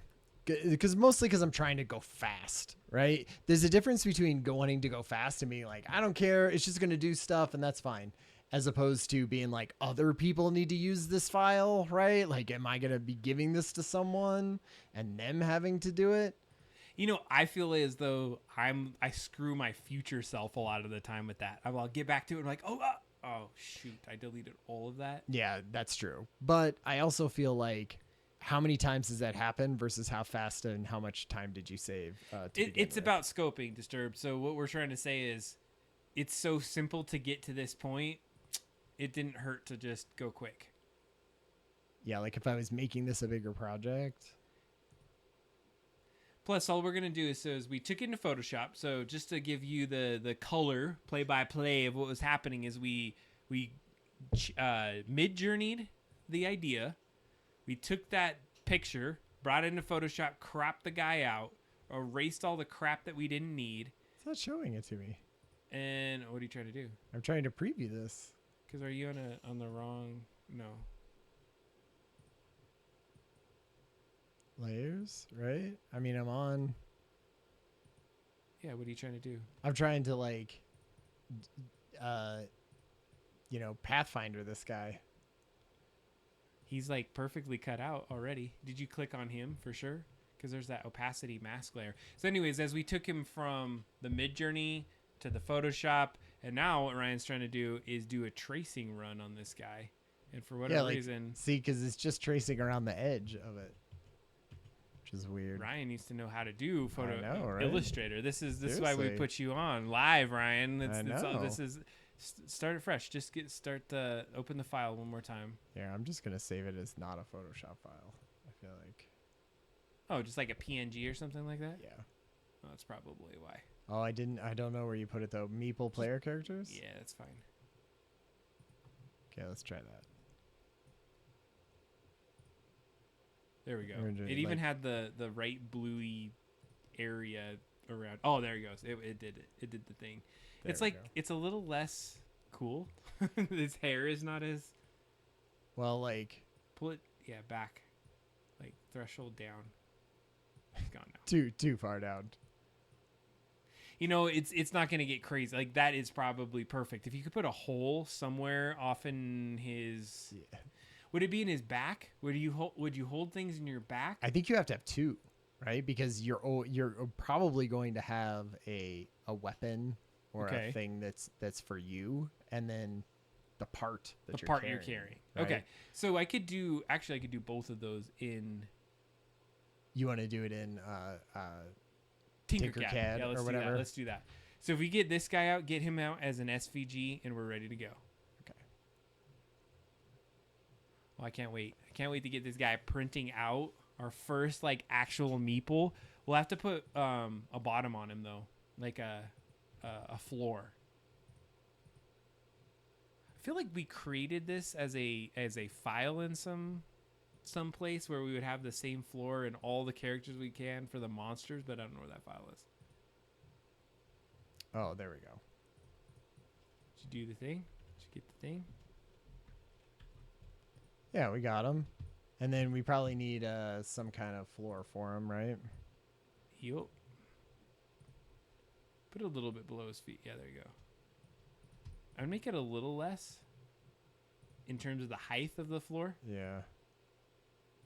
See, like what we should do is have the other ones in here, and then you would like line them all up and see how big it is compared to everybody else. Oh, we're gonna do that because I already got it in the Tinkercad file, so I can keep it based off the. So do you want me to put it in here? No, don't do the holes yet. Because we'll just do it in Tinkercad, see how that goes. So if we can get that as a exported SVG is what we need, and wherever the floor is, you need the floor in there.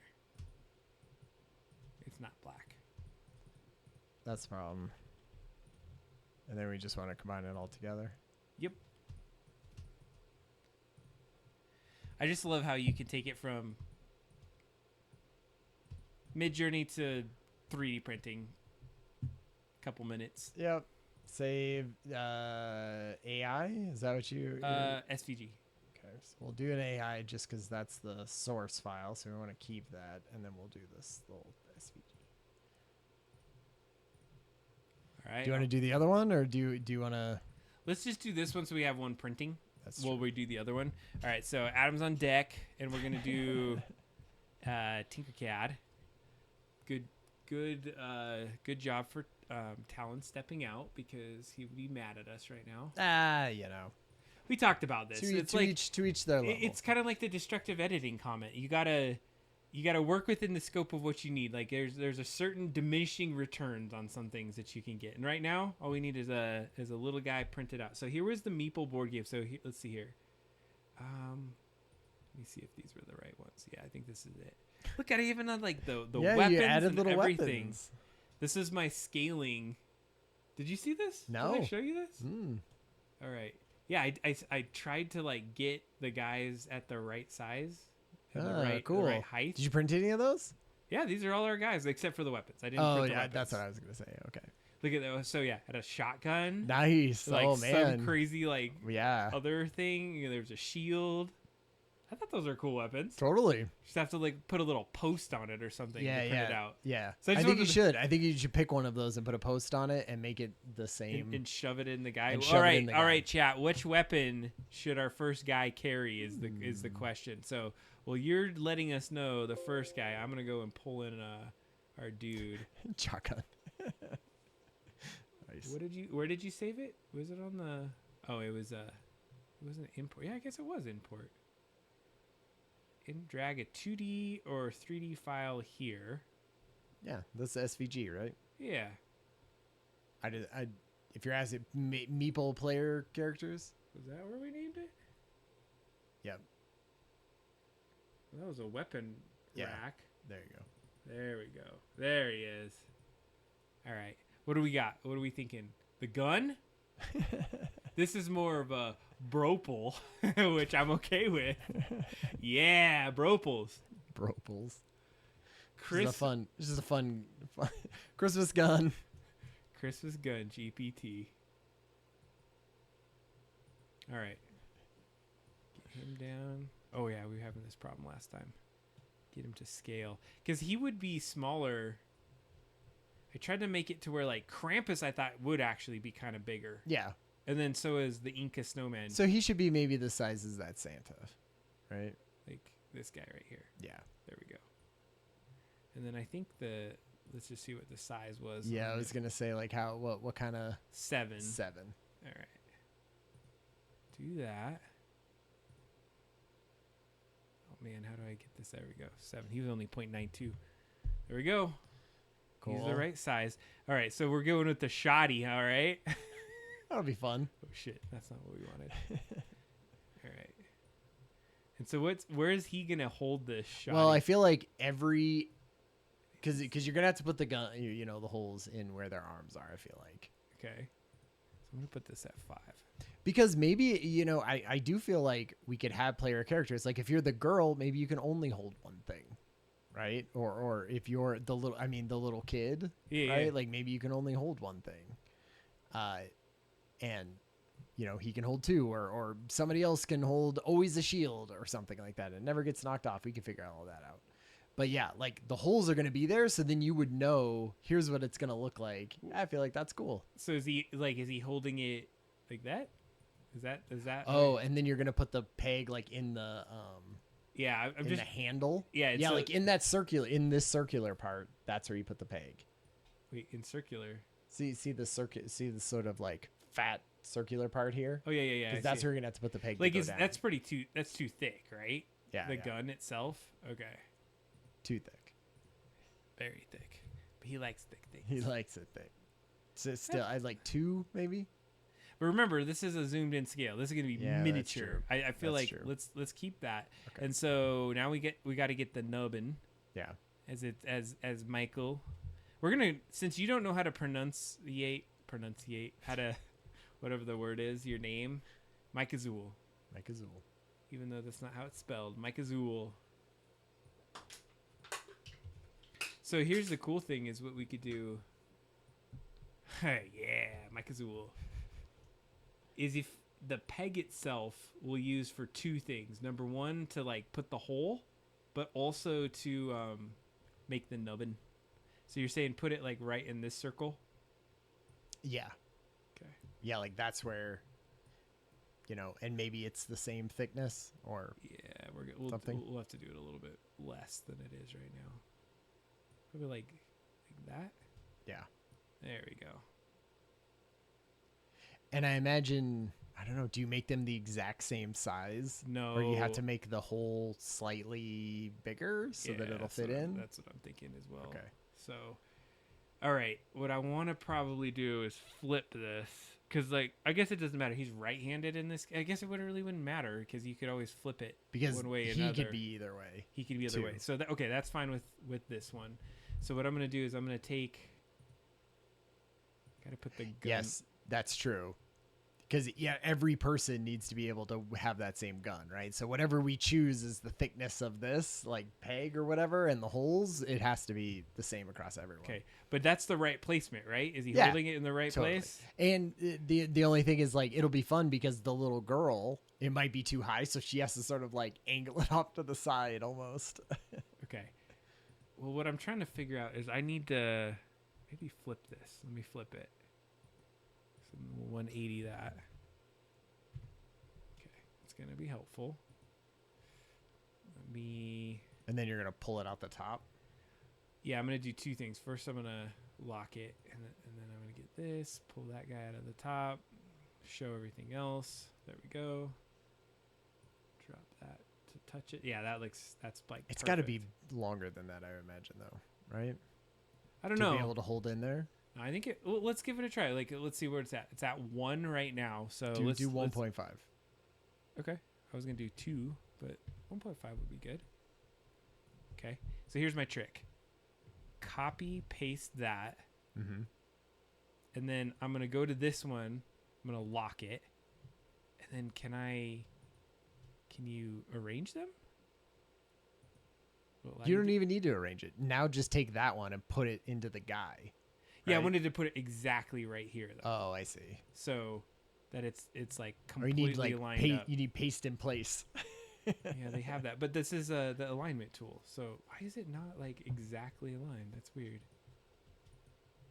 Because you have that guy and that guy, right? And That your purple one is the one that's locked. is locked. Yeah. It's like it's kind of like, hey, we're gonna get you close. You're like, just snap it to the other one. Don't you think I want it snapped to that Fine. one? This is why No. Jump it another, this is why Talon hates us and hates this program because it's not as exact. So fine, whatever. You're right. That's why Talon hates us and hates the show. So he leaves us all the time. He's like, oh, they're gonna do some really ghetto shit right now. They're gonna drop this into the guy. Yeah, I know. This is how we roll. Oh man. Hey, that's it's fast prototyping. It's all I know how to do anymore. It just helps. When you say that you're doing fast prototyping, it just means you don't have to be good at anything. You don't have to know anything in detail. Just say you're fast prototyping. Got those two together. Okay, those are a lock. Oh, that's gonna be sweet. I can't wait. Yeah, that's gonna be perfect. And then he this has to go to the bed. So let's get nope, not that way. Oh Drop yeah, that bring it down. down. Drop it down. I think I can click on that. You can't see it, but it's gonna put that on the bed. All right, now let's just make sure it's in the right place. Bring that down. Yeah, it seems right. And looks now good. mirror it to the other side of him. How can You want do him on that? the other side? Yeah. He's got to have 2 holes For why? because he's going to be carrying a shotgun on one side, and perhaps a sleigh piece in the other side. How does this mirror? What does it mirror against? Yeah. I don't think it's going to mirror how you think it's going to mirror. No, I don't think so either. What the hell is that doing? It's like on the y-axis or Fine, something. we're going to do it manually. Totally. there. Just We're eyeball it. We're gonna Who eyeball cares? this sucker. Give me an above view. Yeah. Here, there's a setting. Where is it? Top. Yeah. Here it is. There's the top view. It's Yeah. perfect. Oh my god, that's almost like great. perfect. Great. All right. So what do we got to do next, Ryan? Make it 8 whatever's tall so that he's thicker than the 7. There he goes. Those are it, right? Those are his holes. Oh, are you gonna make it so it? I think you should do it so it goes all the way through. Why is that?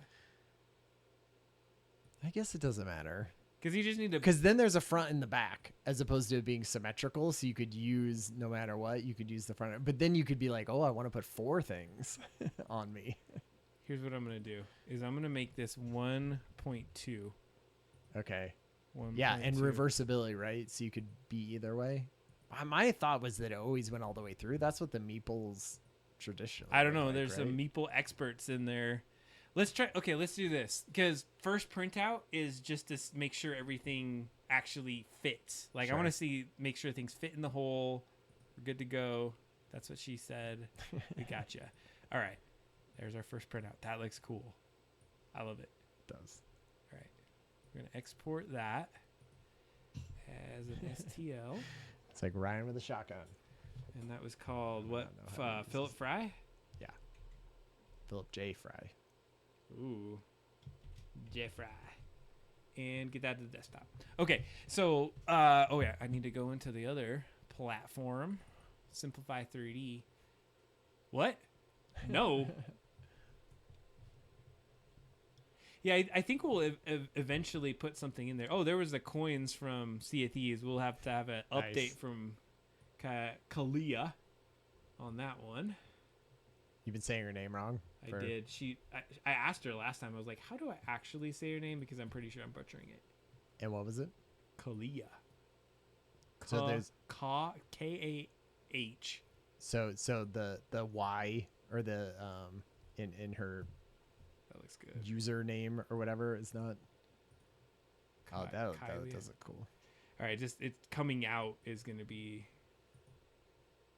the thing.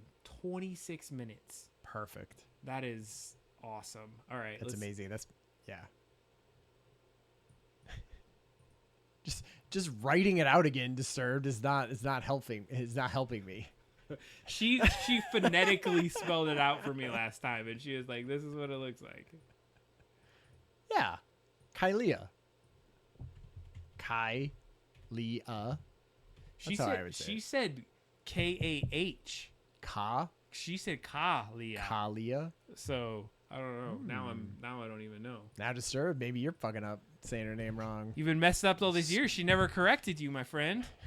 Now it's gonna be really embarrassing the next time you talk to her. Oh my goodness. How are you gonna even live with yourself after this? All right, you're gonna work on the lady, is what we're doing next. Okay. Which was her. Perfect. Yeah. I'm gonna go to the printer. get this Now thing her printed. arms, should I block those out so that we can just put? Because where are you gonna put the holes on her? Where are we gonna put the holes? Phrasing in this. Family It's a stream. family show. Come on. She could be shooting from the hip, dude. She's That's just true. shooting from the hip. I'm not even gonna take the green out. I'm gonna be so lazy.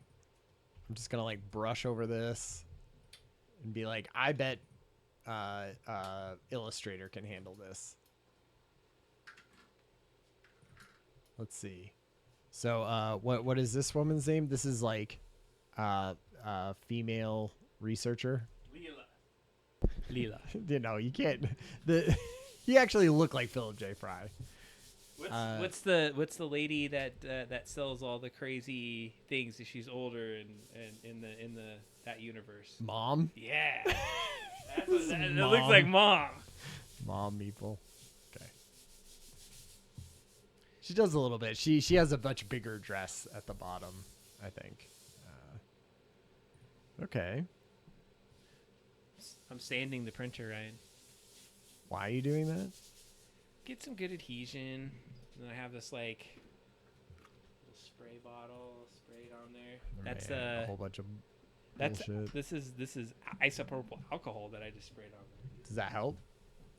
Cleans off a lot of the stuff. So no, what this is gonna do is make it so it adheres to this. That's the big deal with this. Okay. All right, let's see where you're at though. Nothing. Oh god, black box. We don't need to see that.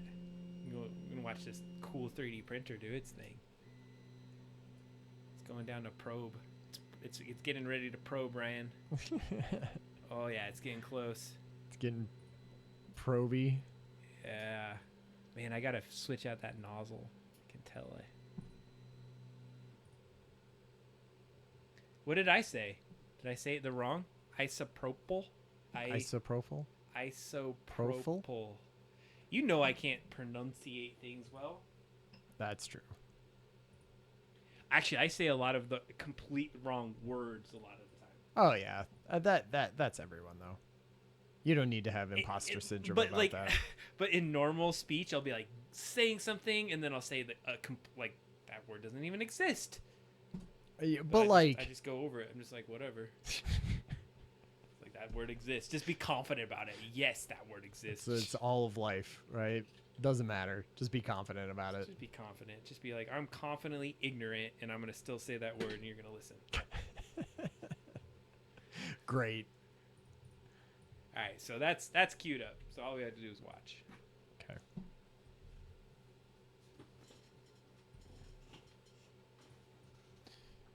How'd that work out? Not to take out the green there, Ryan. It did not work out as well as I had hoped, perhaps.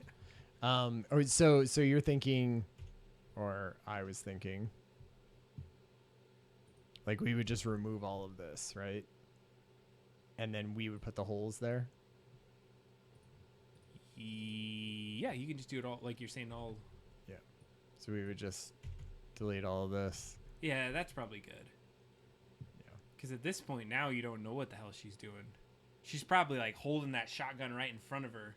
She's got it off to the side, you know, We or could a put- giant shield. We could put the nub in the back end and shove it into her, like pointing it at people. That'd be sweet. Oh yeah, it's like in the side. It's in the side of her thing, so she could like stick it there, and it looks like it's pointing outwards. Yeah, so we took the item meeple concept and we just like took it to the next level.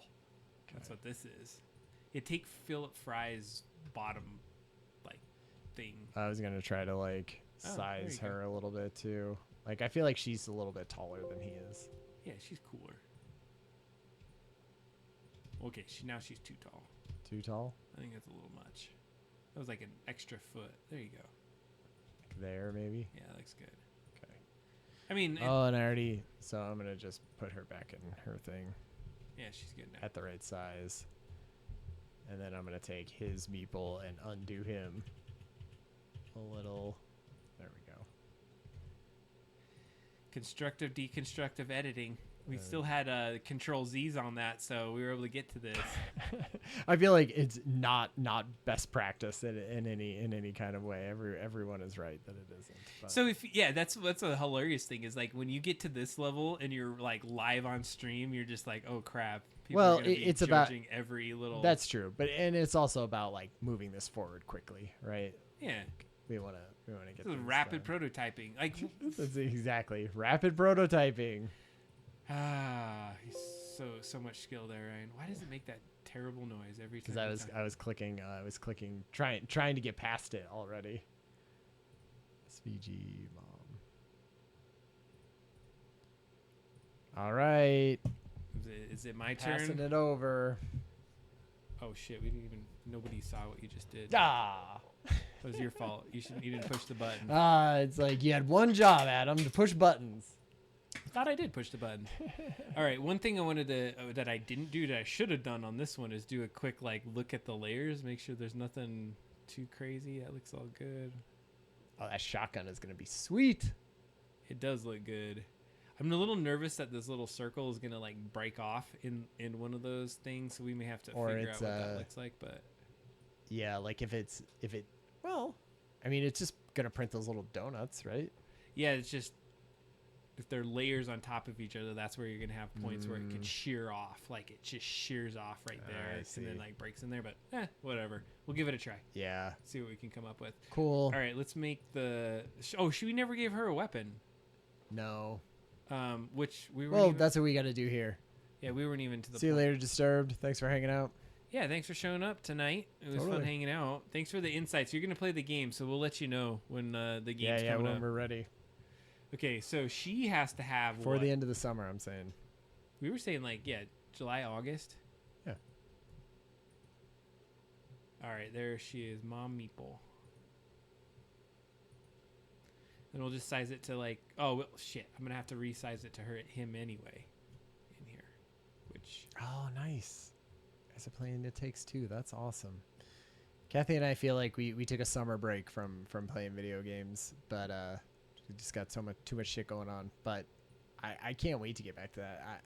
Let me know how you like the end. Don't spoil it for me, but it was. I have told Kathy don't spoil it, but she also thought the end was very cool.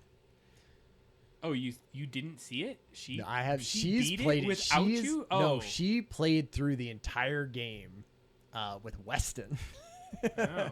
before I even played it. And then we were looking for a 2-player game, and she was like, "That game's fun." And I was like, "I've been wanting to play that too." All right. Well, Okay, we're giving her the like double-edged battle axe. yeah, Great. she's definitely getting a battle axe. Cool. So, what I'm gonna do is I'm gonna be cheap and I'm gonna steal Yeah, these two things. easy. Put those right there. That about right? Like, where do you think? Like, Yeah. Like I here? mean, maybe it needs to be in a little bit so that it's yeah, we could pull them in. yeah, maybe. Yeah, there we go.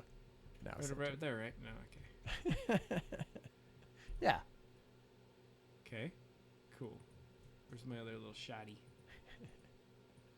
Okay. And what did we decide on the gun? 1.5, I think it was. On the height. Or was that was the peg? I'll grab the. Oh yeah, that's right. We gotta undo this anyway. Let's see what this guy was. Oh, it's 3. So turn that to 3. Not 23. Yeah, not 23. 3. And then we already got the peg. Yep. See, once you get all the shit, it's not that bad. Yeah. Well, because then you're just like copying and pasting it into it. Oh, she needs to be 7. Nubs could be a bit too small or too big to fit. Yeah. This is our sort of prototype. Well, what we did is we took the nubs and then I slightly adjusted how big those nubs are on the character versus the one that's there. So I think Totally good advice. Wouldn't print the whole lot, right? Yeah, we're just like trying them out maybe. that's probably a good point. Yeah. For it on the, it's going to be like right in front of her face a little You bit. got to tilt it off to the side, right? Like Yeah, like maybe like right there. Perfect. So merge those. I like that she has the battle axe. Yeah. that's cool. I mean, she's going to have a shotgun at some point maybe. Yeah. That's great. So we got 2 characters, but what we never talked about is what the hell these weapons are going to do.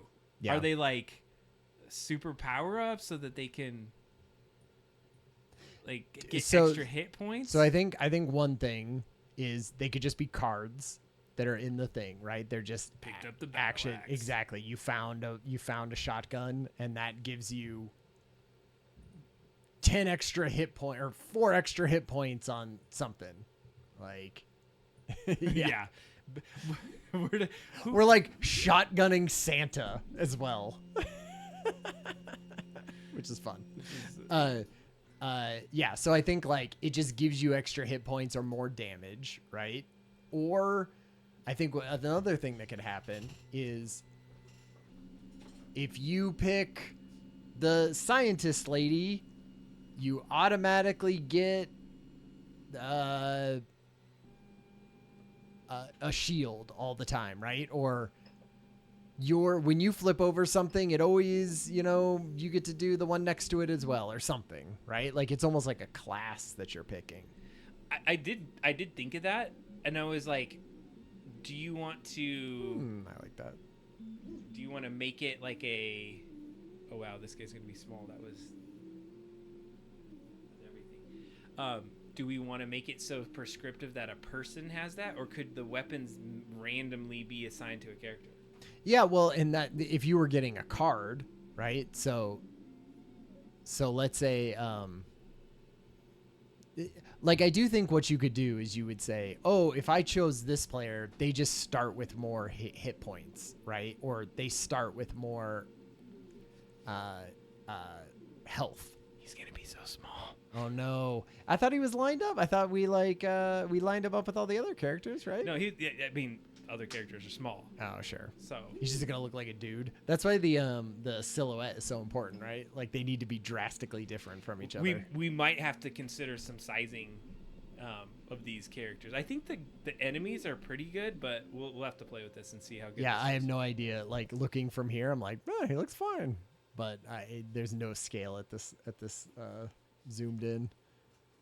He's a couple like this shotgun is just gonna be like a blob next to him. Yeah, it's very small. Actually, looking at it, it's extremely small. Like the shotgun's gonna be like this big. A little post. I don't even know. Like this is the 20. This is gonna be like the 22nd. Wait, why is it doing that? Oh shit! Hold on a second. Is it doing the skirt? Multiple? Yeah, but it's doing multiple skirts. Did I like? Hold on a second. I need to check something out here. Uh-oh. So it's not gonna screw anything up, Okay. but as far as the processes, Yeah. So let's see, infill, extrusion. Okay, layer, additions, skirt layers 2. Stupid. Take that down. Why would you ever need 2 skirt layers? I don't know. I don't know why that was even at 2. So it means Yeah. every other print that I've just done, even my glasses had 2 skirts that I didn't even realize over there. Yeah, whatever. I mean, maybe just make sure. No, we're good. All right, so yeah, I'm gonna print. Oh wait, what was I gonna do? I was gonna take. Because are we printing both her and him right now? Probably not. No, it's just him. Right Okay. now. But what I want to do is export her, get her ready to go, and put her in STL. Okay. So she's ready.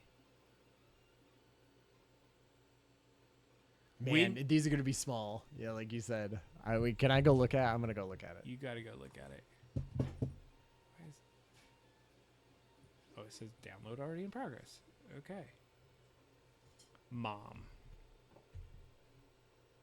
And that was in the characters. I mean, he's small, but he still looks cool. I mean, he looks good. It's just that at the end of this, it may be just too small for that weapon and that nub to fit into his hand. That's what I want to make sure that doesn't create an issue. We might have to size them all up a little. But that's what you do after you get that first printout. Yeah. Then you know the sizing that you should have. All right, so we're gonna put her on there. See what she looks like. Nice. I think we did a bunch today already. Well, I mean, we got through the list. We talked about the instructions, got some end game ideas. Yeah. I think maybe, what do you think about committing to like writing out some of the instructions between now and next time? I think Yeah. 100%. And so like, I would love to be like, hey, like some of our homework here is come with instructions next time so we can look at them and make changes to them. Maybe we play it next time, right? With the instructions, with all these guys. Oh man. Yeah. That little post. I think it's going to be fine. I mean, we just got to see if it fits right. But I got the feeling because it's within 0.2 millimeters of tolerance. I think it's going to fit. Okay, great. It's just going to be super small. So once we get this, we have to what? We have to, in like 20 minutes or so, that we'll have a version of that little dude that comes that's right. out. Yeah. So what do we need to get done? Like, okay, we talked about instructions. We got the objective. We'll get those done. We kind of got the end game scenarios. So maybe some scenario cards? Yeah, well, I mean, so we know that if we're going to add weapons, we need to add some extra cards, right? Okay.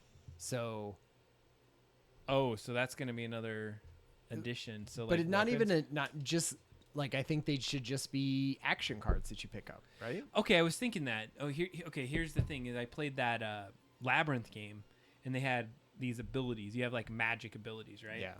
And how they kind of do it is you just like randomly pick your ability. It's almost like you're picking out of a little hat of what abilities you At the get beginning of the at game? the very beginning. Right. So then you just pick it out, and you're like, oh, sweet, I'm got shotgun this round, which gives me these buffs and this negative thing or whatever. Yeah. Okay. I like the idea that any character could have any weapon and there's no restrictions. Because the other thing I was thinking about was, and earlier I forgot about it and I remembered it, and now I'm going to bring it back out, is if you think about like objectives and what you try to do at the end of the game, you can work back from that to figure out some of these pieces. Yeah. And so one of the things that I think is helpful is that I like games that are variable every time you play it. It's not super prescriptive. I mean, of course the rules have to happen, but that this time this scenario is playing, so it's fun because I had these different combination of cards, and so it's like a couple different types of games all in one, or at least a different kind of scenarios that you could play out. Yeah, well, and in some ways I feel like you could even make that simple too, right? Like because it does need to be simple enough that where you can sort of understand it for the first time, and I feel like we've kept it within that, which is nice. But I don't know. We'll have to look at like how the actual instructions play out and how complicated we want to make each part of like fighting enemies and rolling things. And because I feel like once you have it written out, you can be like, oh my God, look how many scenarios and different types of things we can do. And you're like, it's just overwhelming and complicated. And then that's where you can be like, okay, let's bring it back in and take away this part or take away this thing. So it's not 7 pages of instructions.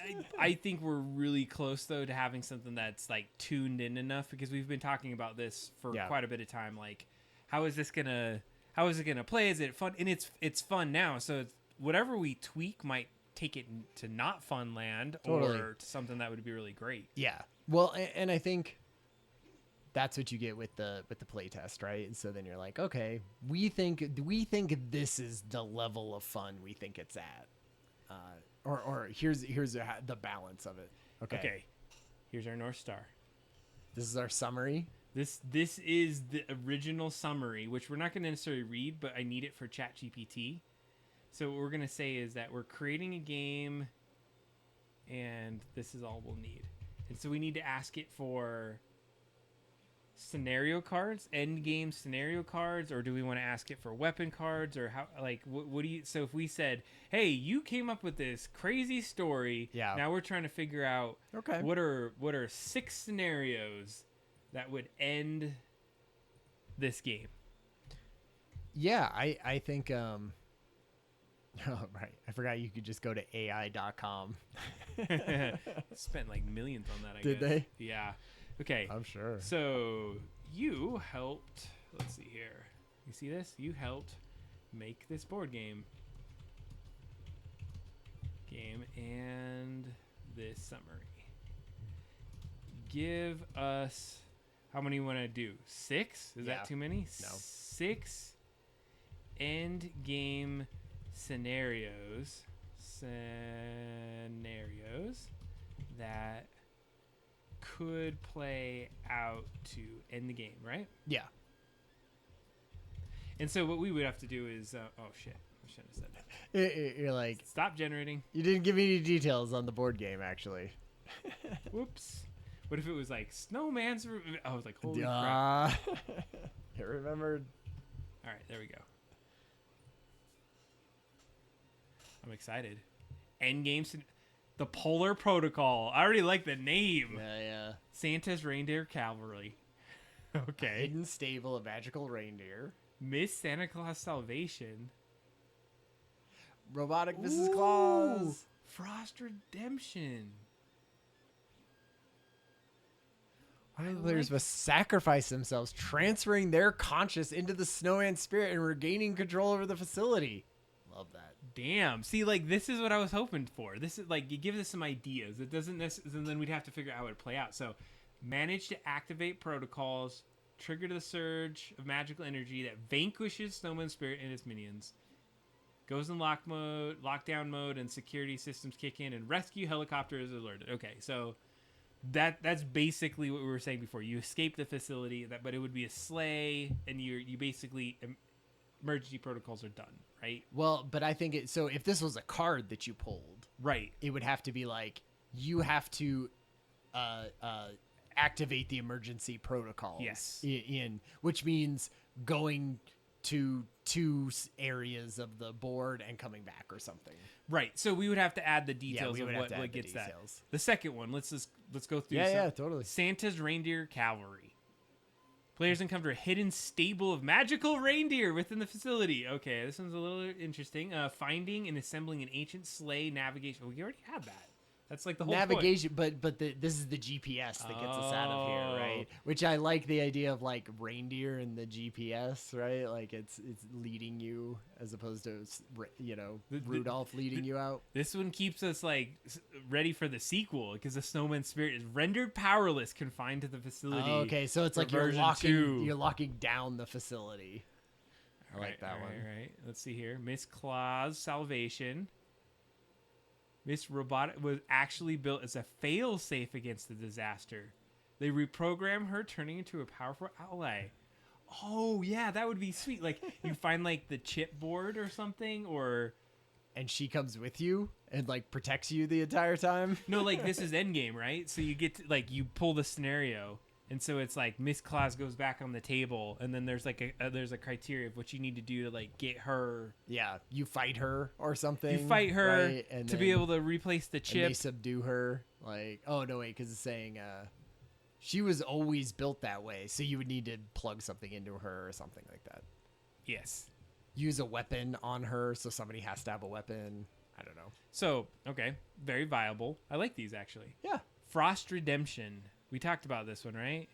In lab, the player's mind transfer device. So it's like one person has to sacrifice themselves. I feel like that's interesting. I don't know what exactly that means for like the gameplay. Well, and you could we could play with some of this and just say like, his mind was actually like pushed into some like In some ways, thing. it's like weird and different where you're just like, okay, True. somebody has to sacrifice themselves. That's what the AI came up with. Yeah, that's what we have to do. Candy cane bomb. This one sounds interesting. Construct a massive bomb out of the zombies' elves' candy weapons. Okay. Man, They must activate the bomb. Okay, that one's a little. detonate effectively. I mean, it's stopping. cool. It's like the idea of like it's almost a self-destruct. You have to get all the pieces. You're blowing it up. to That blow the one's you damn thing. blowing. That's That's the when bl- you blowing it up. Okay. The Christmas star. Discover a Christmas star on the top of the facility's massive tree is a powerful artifact capable of dispelling the spirit. They must fight their way to the top, place the star, and shine its light, forcing the spirit back to the depths where it came from. So that one's you're like gathering pieces of the star or something like that. Okay, I'm gonna say write out the exact. I feel like this never player- works. I know. I just want to see what it says. Player moves to. What was it like to complete the scenario? No, wait, just do one though, because it's gonna to accomplish in-game scenario number 6. Okay. In end game. Wait, end game. Yeah. Okay. End game at the end. Okay. No. Well, because you put in scenario where you have end, because they're Right. called end game scenario. Got it. Just so it knows. Yeah. I just want to see what it says to do. Yeah. Locate the star. Okay. Access the office. They need a complex scientific puzzle involving aligning energy flows in the facility. Well, I like the energy. There's this the puzzle. is intense. That's a puzzle. Man. Gaining entry to the office, you must search the room. Okay, that seems a little tough.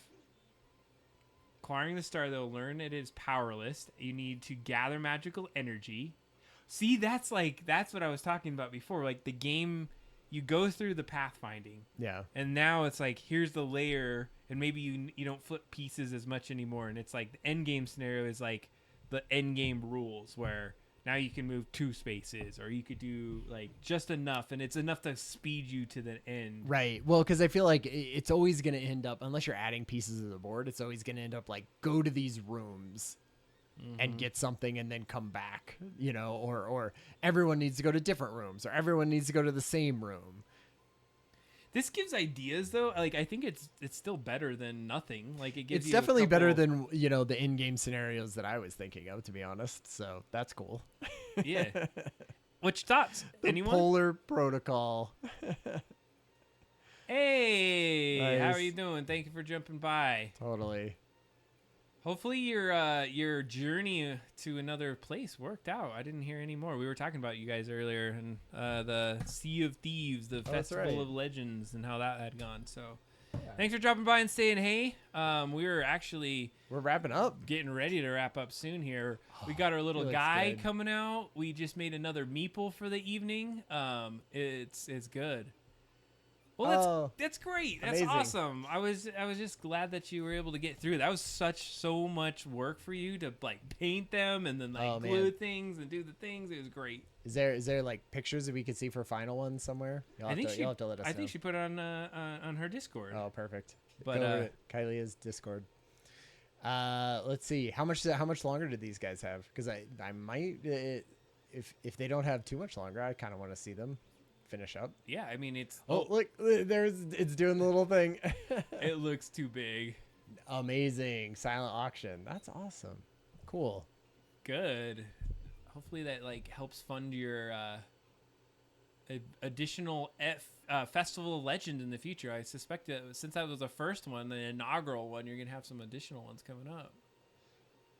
You're right. This is like it's always very mesmerizing watching something print. Sometimes like I sit there and I'm like, I'm just gonna watch this first layer, and then like an hour later I'm like, what the heck? Oh yeah, so it's for Parkinson's. Oh, nice. Sweet. That's wonderful. I'm glad that it was able to.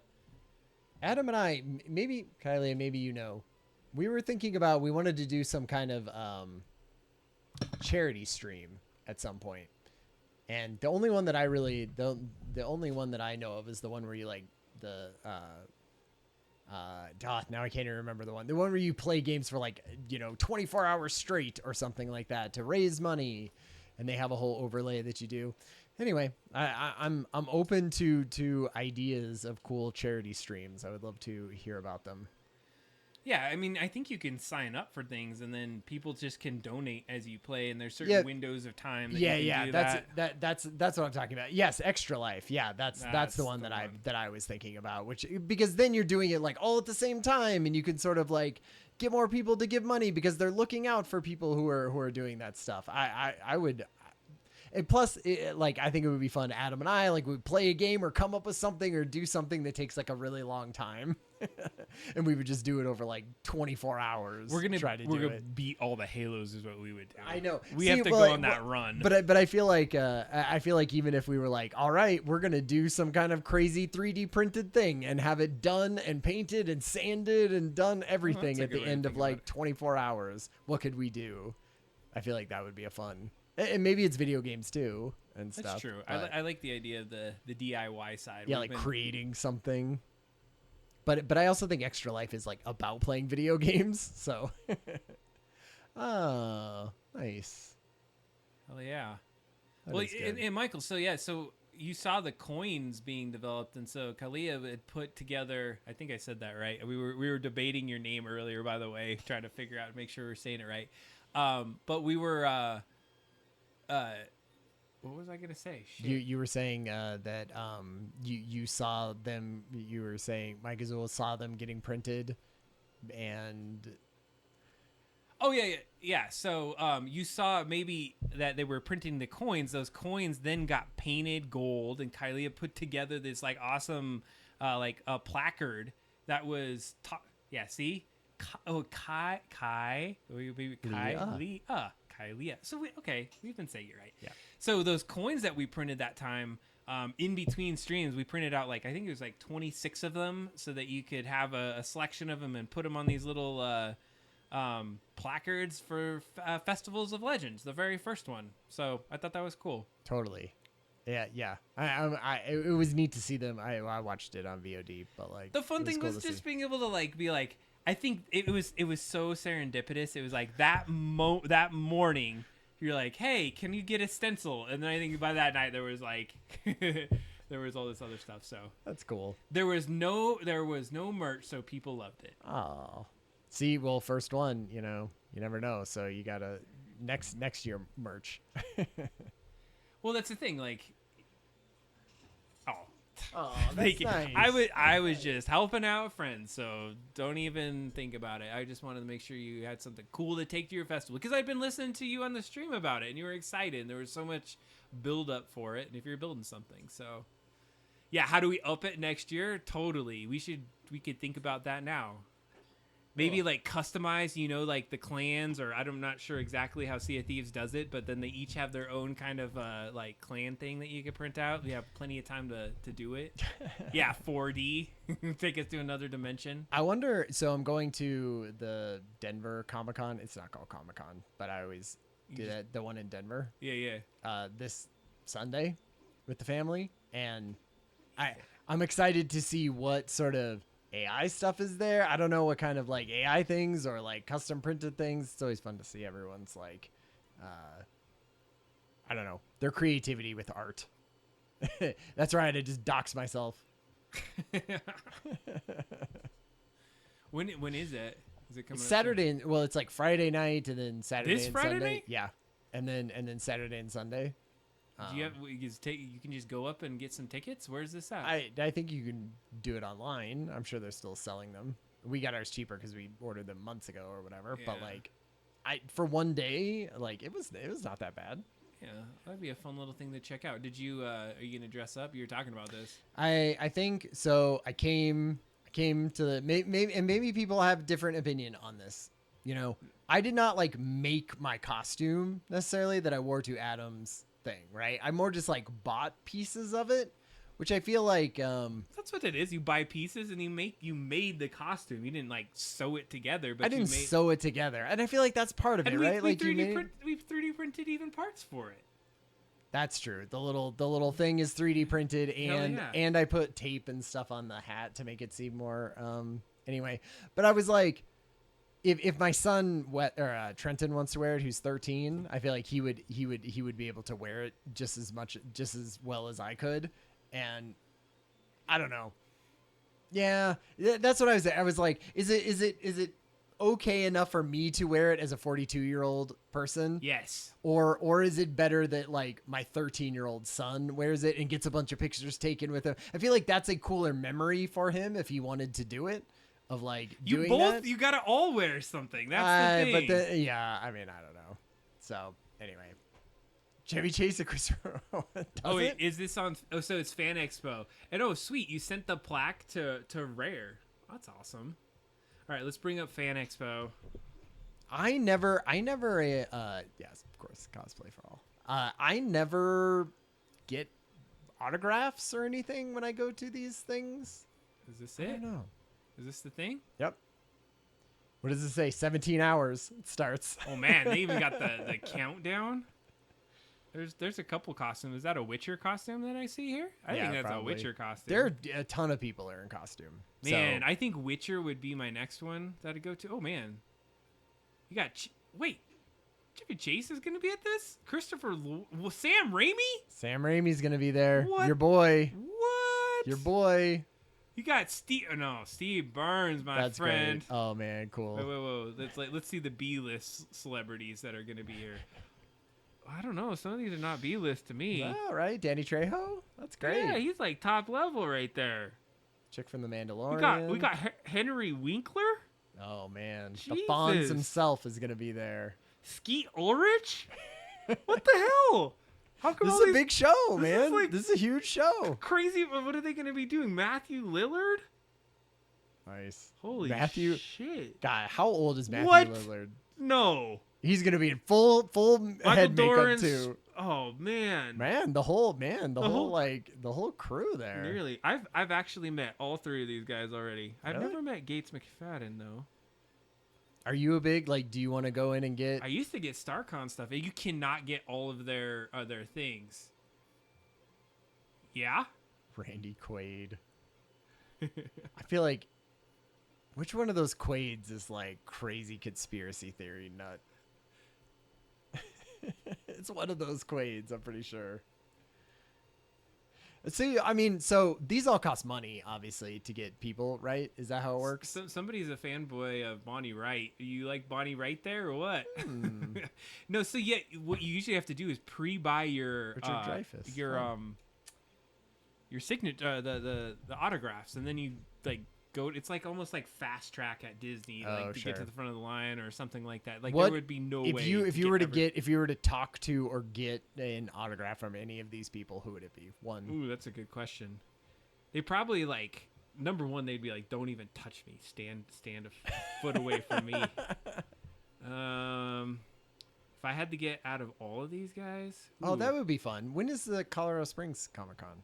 That's probably later in the summer, maybe. Is that the one? Yeah, it's called is it StarCon? Is that what they call it, or did they disband that name and change it? I don't know. I don't think I have Jonathan Frakes. I like him. What are the canceled guests? Oh, there's canceled ones.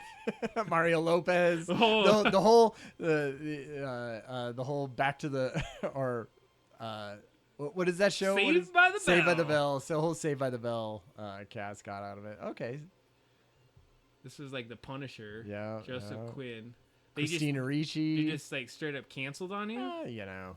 They weren't as cool as these folks up here. Jeez, I cannot believe there's this many people going to this thing. That's So awesome. you never said. Well, it's still Sam Raimi. I was gonna say it had to be Sam Raimi for you, right? Yeah. I wonder what it says about him. See, look at. Buy your autographs and your photo ops. What does a Sam Raimi photo op cost? You want a photo? Okay, let's see. What do you think it is? Will it tell you? $50. $90 to get this dude's signature. $90. All right, let's see what. Wait, no, that was a photo. $90 for a photo with him. And $90. Uh-oh. Autograph. It's over. We got something. It's a lot for Sam Raimi. You know what? Nobody saw any of the things that we were just showing. Well, I think I would probably do Christopher Lloyd. All right, this is going to be so mini. I can't wait. Should we switch it to workbench or like? Nope. There we go. Oh, I switched it. The funny thing is, I don't think the gun is going to fit because the holes like were too small. But it definitely... Oh man, there are no holes. All right, let's see if we could get this. Okay, let's see if the character can... Oh, I always have to do something to the background so it doesn't... Because it looks for eyes, right? He doesn't... The holes are gone. They're there. They're just... You can't see them. No, you can't see them. Or do they get covered up? And it's supposed to be tiny, but I got to show you the gun. It is amazing. Actually, it's awesome. Let's see if we can get this. Look at that itty bitty shotgun with this little nubby. You'd have to sand it or whatever. So I think what the thing is, the holes just got covered up a little bit, so I'd have to like draw it out, but it actually looks pretty sweet. I feel like it's too small. Like it needs to be bigger. I In feel comparison like the scale, to one of the guys, though, let's go throw one of those other guys. yeah, they're gonna have to be like ridiculously oversized weapons, right? Look at that. Because now it's sort of like, yeah, we need the do it over there, or is this camera just better? This camera's better. You want to hold that part up, and I'll show you. Just like shove that close to the thing, like really close. Oh, really close. There we go. Oh, okay. Just hold it right there. So there they are. I mean, they're not terrible in the size. Like the dude that's... I should just do it over there. It's gonna be a pain in the ass. This tiny shotgun. You could tell it's a shotgun though. Yeah, that's what I saw too. Like you could definitely.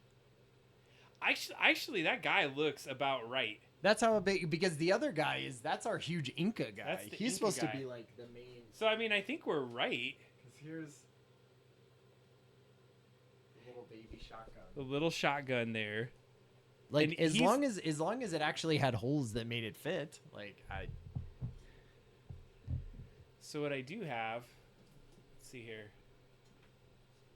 I have these cool drawers here that have all kinds of little fun stuff in here. And I have a drill piece. See, the problem is like, well, we could do this for the pilot or whatever, but for scale, everything needs to just be able to print. If you're gonna print it out, yeah. Like if you need to print this thing out and you want it to make sure that like you didn't have to jack with it and like shove something in there, right? Because that's what I want. I want to just be able to give people a file and they just like print everything and don't have to mess with anything. Yeah, they're too. It's too small. Like it's almost like it. Like it glued into itself. It was so small that it couldn't get that level of. So we would just have to make the holes. We just had to make it bigger.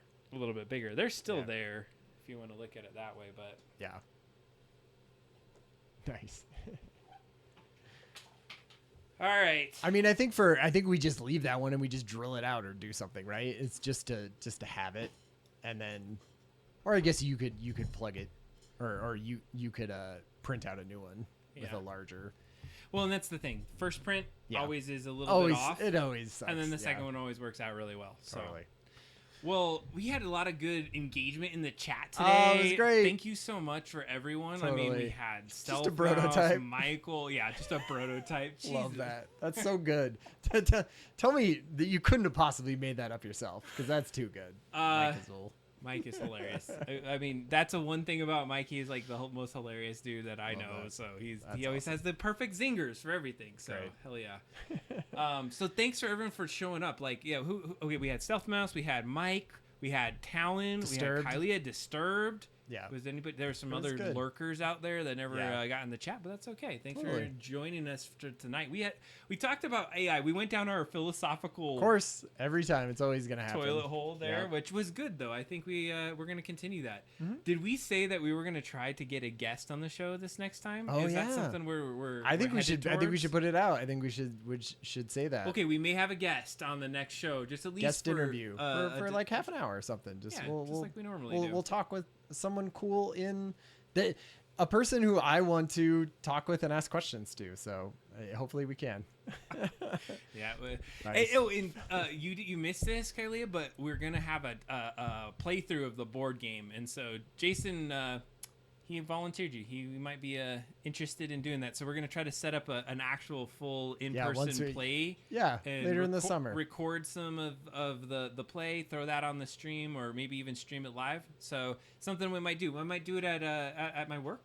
Yeah, totally. We got some cool camera angles. Yeah, have a good old time, make that happen. And because we're close. We're to the point where honestly, we could almost hand it over now and have someone play, but we determined that the instructions are going to be necessary. Well, I feel like we could play it with us standing over and being like, here's how it gets played, right? But I feel like we need to have an instruction thing that we can give people. Here's the exact little guide. We don't even have a board yet, right? Literally. I mean, it's a cardboard cutout, so. Yeah.